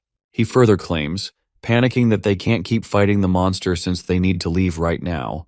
Considering the situation they are in, Zhang Yi says that he will hold the monster here, instructing the others to go and open the door in the meantime. As the countdown turns to 20 seconds, swimming towards the door, Huang asks Qinglong to come with him to open the stone door. While the two of them put their whole power into pulling each side of the door to open it, the countdown turns to 10 seconds. Zhang Yi, having a hard time handling the monster alone, tells the two of them to hurry and open the door, notifying them there is no time. The countdown has now turned to 5 seconds when Huang asks Qinglong to put in a little more effort, pointing at how it's almost open. After struggling for the remaining time to open the heavy door, the countdown ends along with the water evasion. Behind the door, they are met with the rumble barrier. Zhang Yi, who's busy cutting the limbs of the monster, finally looks up along with Yaru when the door opens. Extending their hands to each other, Yaru asks him to hold hers. He grabs her hand, pulling her towards himself to save her from the monster's attack. They swim up to the door. Bahuang and Qinglong have already crossed the rumble barrier, however, as Yaru and Zhang Yi are crossing it. All of a sudden, the monster grabs Zhang Yi's leg with its limb. Yaru and Qinglong, holding each of his arms, pulls him with all the force towards the other side of the rumble barrier where they are, whereas Bahuang raises his swords that he's holding with both of his hands and strikes it hard on the monster's limb, making it chop off. Zhang Yi, quite aware of the monster's quick regeneration ability, tells his friends to quickly close the door. He sees the chopped-off limb of the monster, trying to get back at him as the door slams shut. Hearts pounding, they are now finally on the other side with glowing butterflies flying around. Zhang Yi and Yaru, exhausted from the fight against the monster, fall down on the ground, whereas Qinglong, resting one hand on the wall and the other on his knee, pants heavily. Yaru mentions how that was so close, recalling the way she almost got swept away by that monster. Zhang Yi, on hearing her worries, assures her that it is safe here now, since that octopus-looking monster cannot get in here. After his breathing gets a bit stable, he tells his friends to come along, since they need to hurry and check it out. On moving forward, they reach a place where the walls on either side of them have some strange writing. Looking at that writing, Qinglong expresses his thoughts that these characters look weird and are giving him the creeps. Zhang Yi gets notified that these are the writings of the Ghost Clan, thus he informs his friends as well. He explains that it's the same as what the Dream God mentioned, and this place has already been invaded by the Ghost Clan. Yaru exclaims in surprise, remarking that a fierce battle must have taken place here. Agreeing to her statement, Zhang Yi says what they are seeing is just a small part of it. Further observing the place, Zhang Yi wonders if the Ghost Clan invasion could be linked to the catastrophic doom that is about to unfold in the apocalypse. Before long, a catastrophe will descend upon the apocalypse, and no one will be able to escape the calamity. Upon noticing something, Yaru points in a direction with a confused expression, telling them to look over there. As they turn to look in the direction she is pointing, they see a staircase leading to something that is tied by chains from both of its sides. Zhang Yi, not being sure, asks if the one bound by the chains on the high platform isn't the Dream God. He continues that it seems like the Dream God's slumber isn't accidental, and there's a larger conspiracy behind it. Before Zhang Yi could complete his sentence, the chains through which the Dream God is bound are yanked and make a sound. With that, a woman sitting on a throne addresses them by calling them insects and asks them if they know whose territory they have intruded upon. The chains attached to her attire clink as she gets up from her throne. The Ghost Clan warden, now talking to the Dream God, mentions how she didn't expect her to make it all the way here. She then walks to the Dream God, adding how she also didn't expect that after all this time, the Dream God still refuses to accept her fate. The Ghost Clan warden suddenly grabs, between her finger and thumb, one of the glowing butterflies that were flying around, asking the Dream God if she brought Zhang Yi and his friends here. She then mockingly asks her with a smirk if she knows that she has just doomed these youngsters. After saying that she really wants her to see for herself how they die for her, an explosion occurs, throwing the warrior of the Ghost Clan away and scattering them on the ground around Zhang Yi and his friends. Yaru yells at the Ghost Clan warden in confusion, asking her who she is, and demands she let go of the Dream God. The Ghost Clan warden scoffs at Yaru's demand while repeating it in a mocking way, wishing to see if Yaru has the ability to make her let the Dream God go. After threatening them by telling them to not even think about leaving since they have stepped into her domain, she throws her chains to wrap around a large rock above their heads.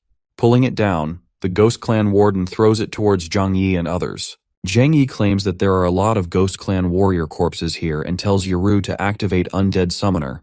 After they activate the Undead Summoner talent, Yaru is met with the Dream God and holds her hands. The Dream God asks Yaru her name for confirmation, telling her that she is very lucky since a power far greater than she can imagine lies within her. The Dream God advises her to remember to always hold firm to her beliefs. This exchange between the two shocks the Ghost Clan warden, making her eyes bulge out of their sockets. Yaru, with the help of the Dream God, summons the dead warriors of the Ghost Clan back to life and makes them block the large rock that the Ghost Clan warden had thrown towards them.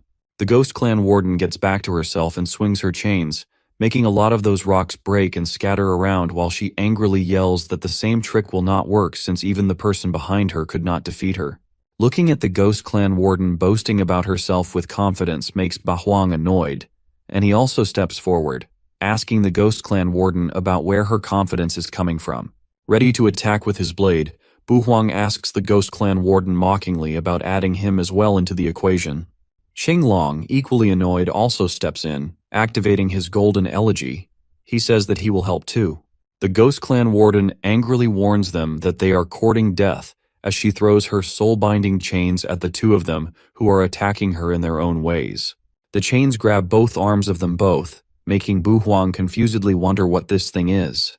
The Ghost Clan warden, glaring at them while menacingly laughing, tells them to come on and become her puppets, since anyone bound by her soul-binding chains will have to submit to her.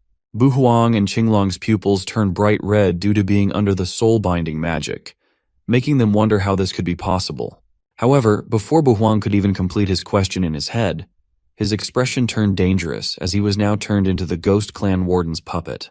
She then makes him attack Zhang Yi and Yaru, laughing at them while mentioning how much she loves watching teammates turn on each other. As soon as she yells, announcing the show to begin, Bahwang jumps in the air while swinging his blade towards Yaru. Yaru gets confused and can't believe her eyes. Thus, she tries reminding him that it's her, Little Ru, and asks him what is wrong with him. In order to protect her, before Bahwang's blade could reach Yaru, Zhang Yi quickly stepped in and stopped Bahwang's blade with his own sword, yelling at him to wake up. As Bahwang keeps swinging his blade to kill Yijian off, Yijian also does not give up and lets him succeed. Rather, he competes diligently against him by defending himself with his sword. Yijian makes sure he is fixated on just defending in case he hurts his friend, who is currently under that Ghost Clan warden's magic. The Ghost Clan warden, while controlling Bahwang, mentions that he has become her puppet and is obeying only her commands. Yijian, who is still defending himself along with protecting Yaru, gets screeched far back when his magic gets reflected by Bahwang's magic as he tells Yijian to get lost. Barely able to maintain his balance, Yijian coughs due to getting choked on air by the sudden attack. But to his surprise, by the time he regains his balance and looks back while standing up, he sees that Bahwang has reached quite near Yaru. With pain and worry in his voice, Yijian asks Bahwang to stop, trying to make him realize that Yaru is his sister. Bahwang, however, keeps stepping forward with red eyes and a furious face while pointing his blade at Yaru. Looking at her brother getting closer with hatred in his eyes, she calls him out while trembling in fear. The Ghost Clan warden then orders Qinglong, who is standing behind Yaru, to not go easy on her, demanding him to shoot her in the heart. Controlled by her orders, Qinglong draws 3 arrows together and shoots them. Luckily, Yisun notices it and yells at Yaru to watch out behind herself, but it's too late since the arrows have gotten too close to Yaru now. As soon as she turns around by being warned by Yijian, to their surprise, one of the summoned dead warriors of Ghost Clan steps between Yaru and those shooting arrows, taking them in her stead and protecting her. Yijian surprisingly notices that Yaru's undead summoner has become much stronger now since the summoned undead can actually act independently to protect the summoner. The Ghost Clan warden intensifies her magic by upgrading it into Heavenly Chain Lock, and orders Bahwang and Qinglong to take Zhang Yi and Yaru down. As Bahwang runs towards them while swinging his blade, the Ghost Clan warden commands Zhang Yi and Yaru to give up, stating that their fate is already sealed. Zhang Yi and Yaru, however, shift into a back-to-back stance while wielding their weapons ready in front of themselves to protect themselves from the upcoming attack. He then realizes that if they keep fighting like this, they will only end up hurting themselves. He thinks that they cannot go all out against Bahwang and Qinglong, therefore they need to find a way to get out of this fight. To get out of there, Zhang Yi quickly summons Blackie and gets on his back. The Ghost Clan warden, after looking at Blackie, says in a mocking tone that she thought Zhang Yi had some tricks up his sleeve when he barged in here, but she did not expect him to be so weak. Remarking that he is utterly powerless against her abilities, she calls them pitiful humans, and uses her Fate Chain arrow magic to shoot her chain with the pointed end towards him, claiming that she will make him watch as his companions abandon him one by one. Blackie blows fire at her to reflect back the chain she shot at them, but due to doing so, Blackie gets thrown back, crashing into the ground at a distance. Zhang Yi and Yaru also fall off from Blackie, and he quickly asks her if she is okay. She confirms that she is fine, telling him that it is just a scratch. The Ghost Clan warden then walks to Zhang Yi, straddling his legs while kneeling down. She lifts his chin and tells him that his friends and magical beast will all become slaves to the Ghost King, and he will not escape either. Zhang Yi, however, instead of fearing her, smirks and asks her with confidence if that is so. She looks at him confusedly, wondering the reason for the change in his demeanor, until she hears the roar of Blackie from her back. Blackie puts it in her mouth and gets up happily, remarking that it worked. He thinks that Bu Huang and Qinglong hit her chains. That's why they are under her control. Therefore, he cannot let her chains touch Blackie. He shouts at Blackie to strengthen its left wing as a chain is about to hit it, so Blackie does so. Yaru turns to look at Qinglong and Bahuang, and notices that they still have not returned to themselves. She asks Zhang Yi if they did not already defeat the Ghost Clan Warden, then why Qinglong and her brother have not recovered yet. She proposes the possibilities that maybe the spell's duration has not ended, or maybe the Ghost Clan Warden is still alive. Turned into a red spider lily, the Ghost Clan Warden smirks while saying that she did not expect to be fooled by their little tricks, but they are underestimating her if they think this is enough to defeat her. Observing this in astonishment, Zhang Yi thinks about how she has used the red spider lily to switch places with her real body using soul swap magic. He realizes that this is a skill unique to Dream Spirit, and it suddenly hits him that she is a Dream Spirit. The Ghost Clan Warden then says that she admits he is tougher than she initially thought.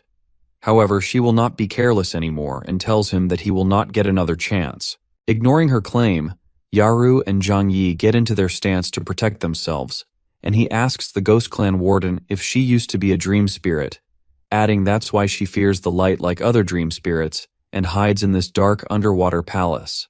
When he demands that she speak and tell them why she betrayed the Dream God, she tells him to shut up, saying that she does not want to hear that name and identity again. She claims that she is the only one who can lead their people to eternal victory, yet he is always taking the Dream God's side. She gets furious at him for figuring this out and yells at him to die as she again raises her chains to attack.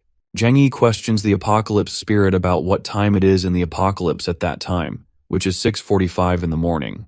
Yaru seems concerned by seeing Zhang Yi about what's going on in his mind. Zhang Yi questions the black-haired girl as if she were once a dream spirit too, right? And that is why she fears the light like other dream spirits and hides in the dark underwater palace. So according to that, Zhang Yi decides to attack her with light. But an attack of that level didn't affect her, but Zhang Yi didn't stop there. He kept on attacking her with that which becomes successful then. The attack is basically sunlight, which makes her sweet dream end there. But at that moment, Zhang Yi faces a severe headache. The black-haired girl couldn't recognize them both and questioned their identity. Yaru seems confused by seeing her, as she wasn't like that when she controlled her brother and Qinglong. Zhang Yi, by looking at her that time, seemed no different from the dream spirit they encountered before, which means she is in the Ghost Clan's power control, but in essence, she is a dream spirit who is weak against light, which means when she is exposed to strong lights, she loses all her spiritual powers. Dream God awakened her dream spirit and went to her children and felt sorry for them, as she had lost due to the Ghost Clan's king manipulation, and thanked them for saving her. She also claims that 100 years ago, after the Ghost Clan's king was sealed, all the remaining evil spirits manipulated his people, and she was in a deep sleep due to the exhaustion of her spiritual powers.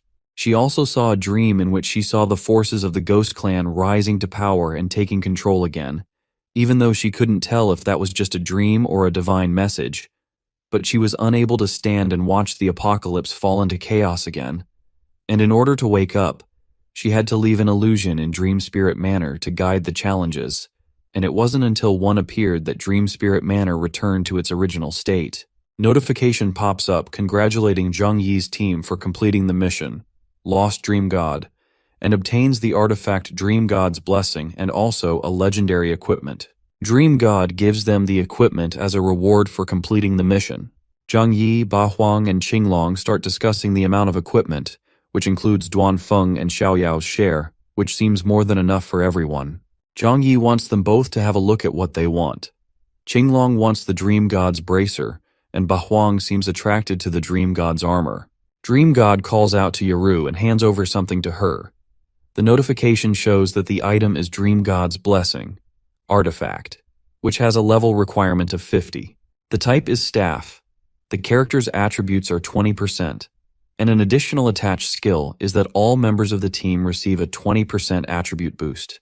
Yaru seems confused and questions Dream God if that is for her. Dream God says to her that Yaru's talent card is originally formed from Dream God's powers, which is the purest God power, and she feels that Yaru is essentially another version of her. That is why she decides to give that to her. Zhang also thinks that Yaru's undead summoner talent is similar to Dream God's summoning skills. That is why the God-level talent cards actually gather the power of various deities in the apocalypse.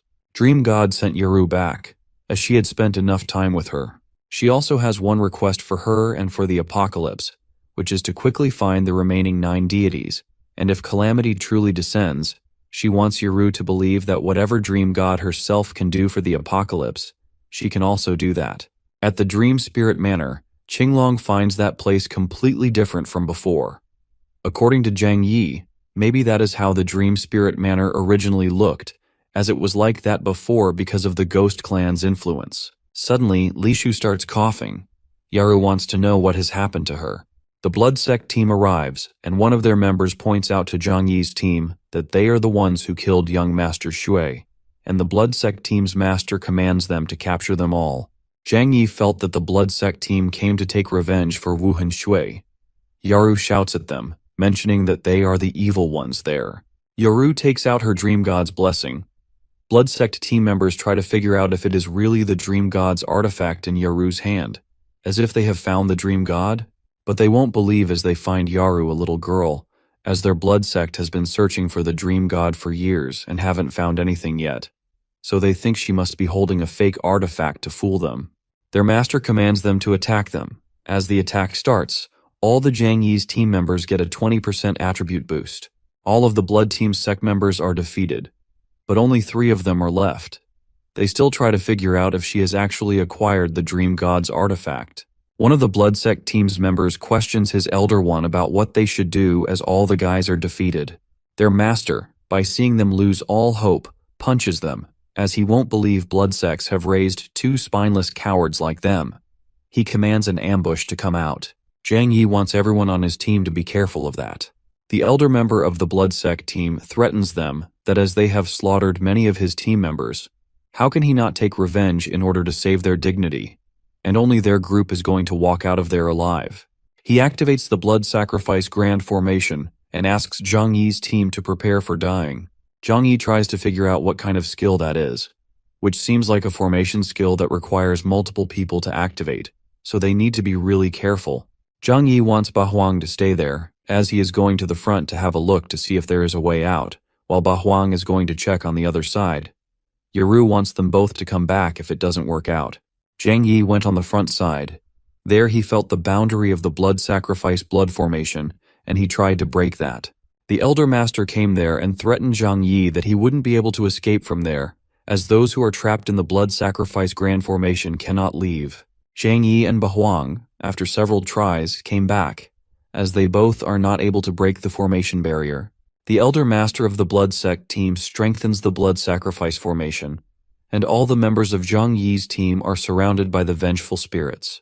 Zhang Yi again tries to kill them.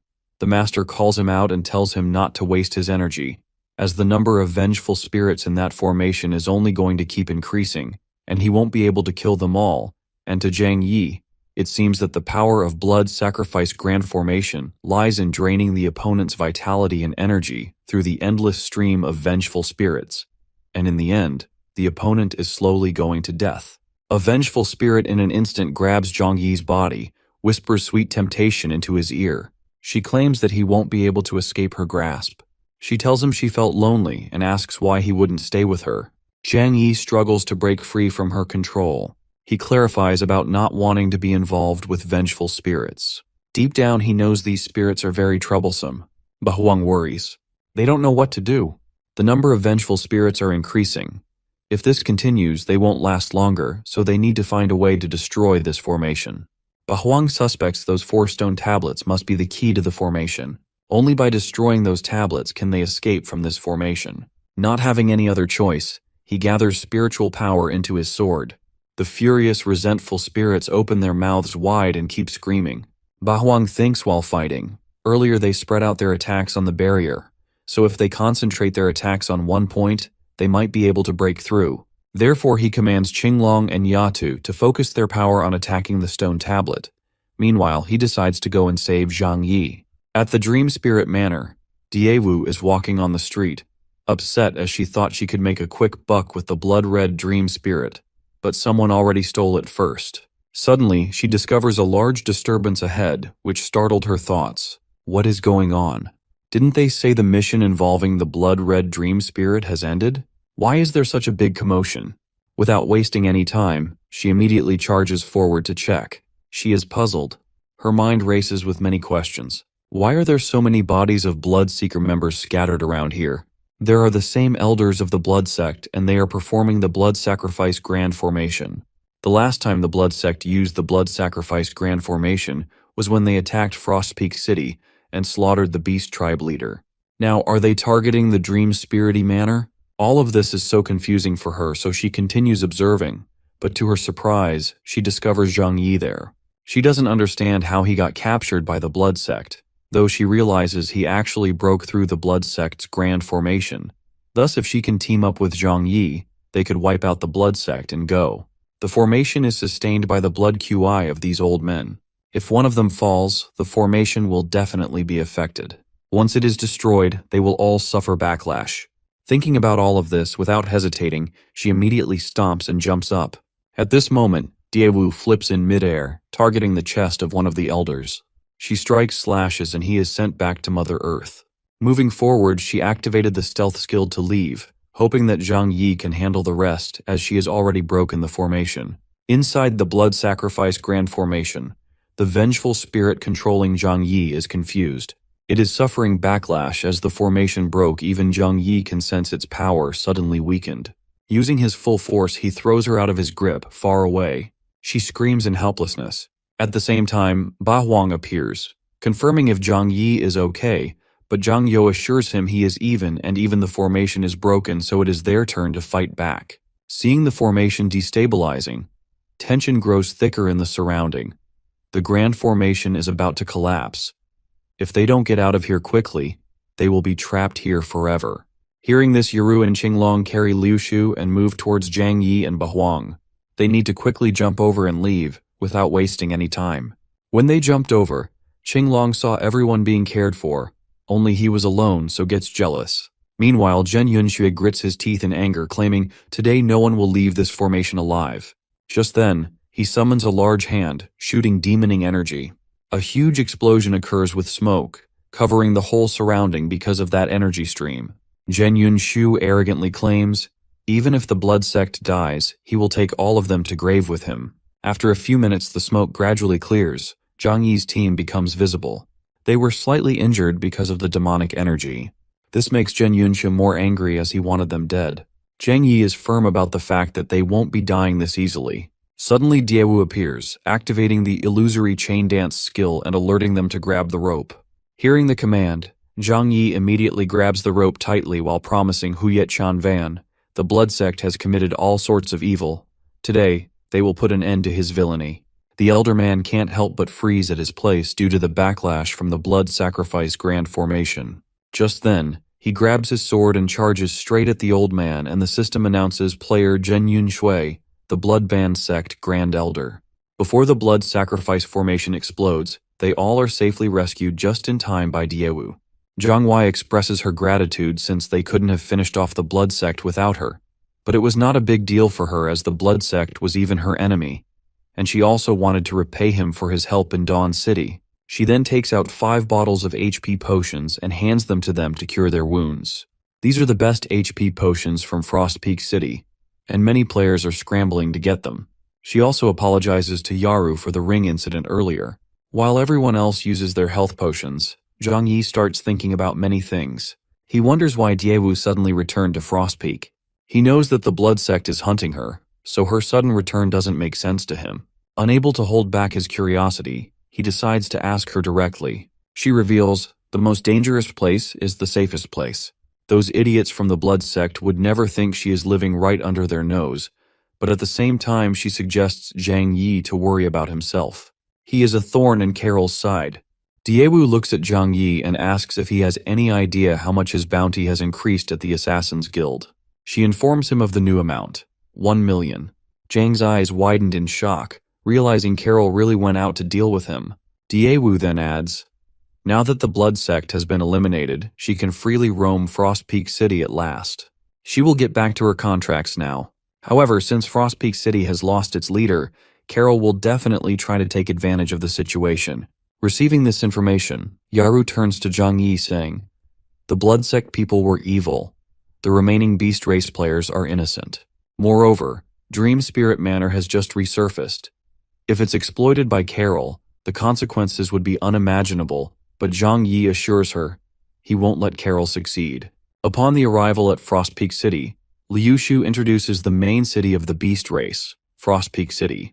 When they are not out doing missions, this is where they reside. When Yaru and Zhang Yi passed by, the city residents began buzzing with discussion. People are talking about how a group of human players wiped out the Blood Sect. Some citizens are truly shocked. After all, the Blood Sect was the biggest guild in Frost Peak City. How could such a small team take them down? Others say it's true. They even heard that the group found the Dream God and got a powerful artifact from the whole ordeal. Yaru whispers to Zhang Yi, since they enter the city, the beast race players have been secretly watching them. Besides the Blood Sect, no one else should know they have the artifact. But she gets to know that Qinglong told them before they left.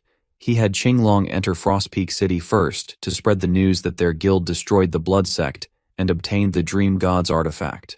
This way, they can keep them checked as they enter the city. Otherwise, these beast race players would be hard to deal with. This really impressed Yaru. In his thoughts, he knows here, strength is king. To become the leader of Frost Peak City, they must expand their guild's strength and make it the top guild in Frost Peak City. At the Guild Management Association, Liu Shu enthusiastically informs them about the Guild Management Association of Frost Peak City. A girl comes out to welcome the human race. Assuring them to feel free to ask anything they need, they offer all kinds of services here. She is so excited that she directly grabs Zhang Yi's arm. Her affectionate gaze makes him unexpectedly blush. Seeing this, Yaru gets annoyed, but Zhang Yi politely declines any weird services and clarifies that he is only here to upgrade the guild level. He then opens the system panel. The system displays the information of the guild and the guild members as well. The girl announces, based on his current guild contribution points, his guild level has been upgraded to level 5. Once his guild contribution points meet the upgrade requirements again, he is welcome back anytime. Now, Zhang Yi decided to recruit powerful players in Frost Peak City in their guild to make it this city's strongest guild. Afterwards, he stands up on the platform of the guild association with his guild, announces he needs their help, and offers them to join his guild so they can build a free speech city that is free from exploitation.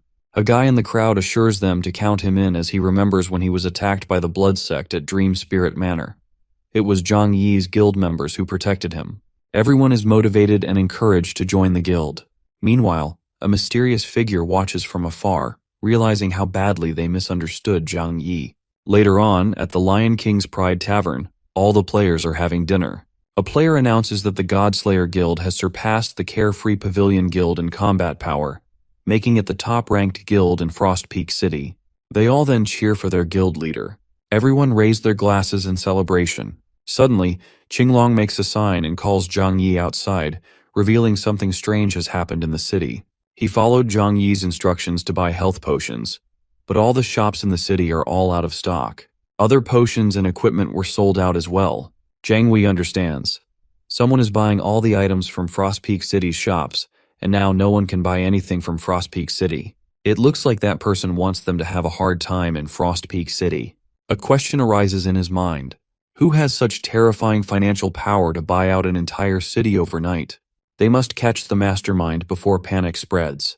The night falls in Frost Peak City. Zhang Yi gathers everyone, announcing, the shops in the city will restock tonight, so if someone is deliberately causing trouble by buying out the shops, they will definitely show up tonight. In that case, he commands everyone to stay vigilant at their respective shops. If they see anyone acting suspiciously, they can note down their movements and attire. They should avoid direct confrontation to not make the culprit alert about their presence. In an instant, Daewoo appears, chasing someone in a black mask. It seems the person took something from her. Seeing that, Zhang Yi orders everyone to proceed according to the plan, and he will go check what is happening first. On the other hand, the masked people immediately pull out several exploding meteors and throw them at Daewoo. Panic washes over Daewoo's face. Bombing is not allowed in the city, but the two masked men threaten to blow everyone to pieces. Zhang Yi rushes in time to catch her, saving her from the explosion. He questions her about the masked man and the reason behind the person throwing bombs in the city. Daewoo explains that those two have been sneaking around looking for shops since they entered the city. She followed them and found out they are planning to buy out all the items in Frost Peak City. Learning that news, he grabs her hand and decides to deal with them together. Both the masked men worry about seeing another person join Daewoo. Their mission in Frost Peak City doesn't include fighting them, but Daewoo and Zhang Yi are determined to catch them. Unable to find any solution, they both throw their bombs at them. But at the same time, one of the guild members arrives there in time, uses the colossal reinforced shield to create a barrier, and the bombs end up bouncing back due to its elasticity. Yaru rushes to them, confirming if they are okay, and informs them about many innocent players being injured, but Qingalong and Liushu are tending to their wounds now. As the smoke caused by the bombs disappears, the culprits can be lying on the ground. These two are indiscriminately bombing the city. They don't seem like ordinary players. They are more like members of the Divine Guild in Moonlight City. Zhang Yi and Bahuang step forward to them, noticing a symbol on their clocks. It has been seen on the members of the Divine Guild. Maybe Carol is behind all this. Pressing forward, Zhang Yi suggests Yaru and Bahuang stay in Frost Peak City temporarily and help stabilize things if anything unexpected happens. But he is heading to Moonlight City to see what Carol is up to. Yaru's expressions are filled with worry, and she reminds him to be very careful, after which it is Carol's territory. But Daewoo interrupts them, announcing she is going too, as she has worked with Carol before. At the Moonlight City, Zhang Yi and Daewoo wear the same masks and cloaks of the culprits with the symbol and pretend to be the people of Carol, lying to the guards that the guild leader assigned a mission to them. Being informed of that, the guards allow them to enter the place. As soon as they entered a place, the commander pointed and called out to them. The commander demands to know, what happened to them? Why are they so late? Zhang Yi calms himself down and politely answers that a minor incident delayed them. Hearing that, he didn't ask more, but warned them to hurry and join the time. If not, they would cause a delay, and they would be in big trouble. They join the queue and observe those potions and equipment in those cages. It is clearly different from theirs. Though they might have bought it from another city, there is a lot of equipment from the human race in there as well, so they should follow them and see. They hear a warning for everyone to go in one by one, drop their stuff, and come out immediately. The commander won't be responsible if they dawdle and lose their life. They took turns pushing the door to enter the room. As soon as one of the people goes inside, he cries out for help, but the commander orders everyone to ignore it as it was just an accident, and they should keep going. Zhang Yi and Daewoo go inside too, but she is so startled and scared, dropping everything from her hand while hugging Zhang Yi. Both are shocked as there are a bunch of magical beasts in there who Carol tamed probably. Zhang Yi commands everyone to stay calm and hide their fear. They will alarm these magical beasts because if they smell fear, they will immediately think that the people in here are the prey and will attack. However, Zhang Yi has realized one thing. Carol sent those hooded men to other cities to buy out the shops in order to feed these magical beasts. He wants to convert those items into experience to accelerate their growth. Varol is really ruthless. Magical beasts raised this way have no bond with their master and are prone to going berserk. Just then, Carol appeared there, coming to check on the progress of the magical beasts' training. He walks over to the imprisoned beasts, studies them, and understands that, at this rate, it will take about 2 weeks to complete the training. As soon as the giant beast in the cage spots its master, it roars and breathes fire outward. Although Carol wasn't paying attention, Zhang Yi cleverly rushed to copy and successfully duplicated the divine talent, Tycoon, and monster and dungeon drop rewards were doubled to 100. 100 drops is a lot. No wonder Carol has so much money in magical beasts. The reward Zhang Yi gets from 100 runs is what Carol gets from 1 run. At the same time, Carol pulls out a legendary item, the Silver Dragon Flute, an exclusive item for beast tamers. He calls his subordinates a bunch of losers, then begins playing the flute function. The sound of the flute can control magical beasts. Zhang Yi quickly recognizes it is the silver dragon flute. It's said that its tune can even control ancient dragons, but its drop rate in dungeons is very low. Only a few beastmasters can get it. It seems like Carol's divine talent really helped him a lot. After controlling the beasts, Carol turns back to the commander, who is kneeling down before him. He orders the commander to hurry and speed up their training as the knights are all waiting for his magical beasts. If he delays his siege plan, he threatens to feed him to the magical beasts. Meanwhile, Diewu was still frightened from seeing those beasts, so Zhang Yi asked with concern if she was all right and told her to leave as they had finished the investigation. As they proceed to escape, Carol appears behind them, ordering them to stop right there. Hearing his call, Zhang Yi and Diewu are startled, assuming maybe they have been discovered. Carol's expressions are cold and unreadable, but not to be on the suspect list. Zhang Yi hesitantly questions if the guild leader has any orders for them. But Carol doesn't suspect anything and commands them to clean up the corpses just like everyone else is busy. He clenches his fists in anger, cursing them for being a bunch of useless trash roaming around. Finally, after an intense time of being there in front of Carol, together they clean up the corpses of the men in black and move them outside. Diewu can't wait to go back and have a good sleep, though they are safe now, so Zhang Yi suggests they should get going. At the Frost Peak City Inn rooftop, Zhang Yi sits alone, lost in thought. His mind drifts until Yaru approaches him, noticing that he has seemed preoccupied ever since they returned from Moonlight City. She asks if something happened. Without hesitating, he explains that during this trip to Moonlight, he discovered that Carol has been secretly raising an army of magical beasts. He even seems to have paired these magical beasts with a night squad, as he heard Carol mentioning a siege plan while they were leaving. If his guess is right, Carol formed the magical beast night squad to attack other cities. This makes Yaru worried, and she wonders if they can withstand Carol's attack, but Zhang Yi denies it. Frost Peak City's current building defense level is only at the elementary stage. If a large number of magical beasts attack at once, the defensive building will be destroyed instantly. However, they still have a chance. In the apocalypse, there is an elemental crystal containing special powers. It can withstand the heat of a dragon's breath and also strengthen city buildings. After upgrading the crystal, it can also be used for counterattacks. This precious crystal can only be mined by goblins who have lived underground for a long time. They will have a fighting chance if they can find enough elemental crystals before Carol's magical beasts night squad is completed. He turns to Yaru, requesting a favor. He is going to find elemental crystals. Frost Peak City needs her protection and management. Dongduan and Xiaoyao are still in the City of Dawn, though he will call them to assist with Yaru. Yaru is okay with him going and looking for the elemental crystals and assures them here in Frost Peak City, everything will be fine. At the edge of the forest, while exploring, Zhang Yi thinks about goblins. Usually they live in the outskirts, far from the cities. They are active around this forest, so he should be able to find traces of them. As soon as he moves forward, he spots a giant's footprint on the ground, but giants shouldn't be active in this area. There must be a reason why one suddenly appeared here. Giants and goblins are two races that have been fighting for centuries. The giant race exploits its physical superiority to enslave the goblins, while the goblin race relies on its agility and diverse inventions to resist giants, so the sudden appearance of a giant might be related to goblins. Suddenly a loud voice startled him. A giant is sitting in front of a tree, shouting into it. It was intimidating the little spirit. Seeing this, Zhang Yi reaches out and launches an attack. This strike makes the giant fall backward. He can't stand bullies like him who pick on the weak just because they are big. The giant grits his teeth in anger, immediately grabs a nearby tree, turns, and thrusts the large tree down hard at where Zhang Yi was standing. Zhang Yi swiftly jumps up to dodge the attack with his agile body.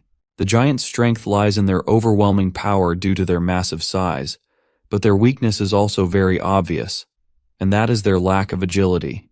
Because of the tree, the smoke makes Zhang Yi's appearance not that visible to the giant. Taking this as an opportunity, Zhang Yi swings his sharp sword, striking and finishing off the giant.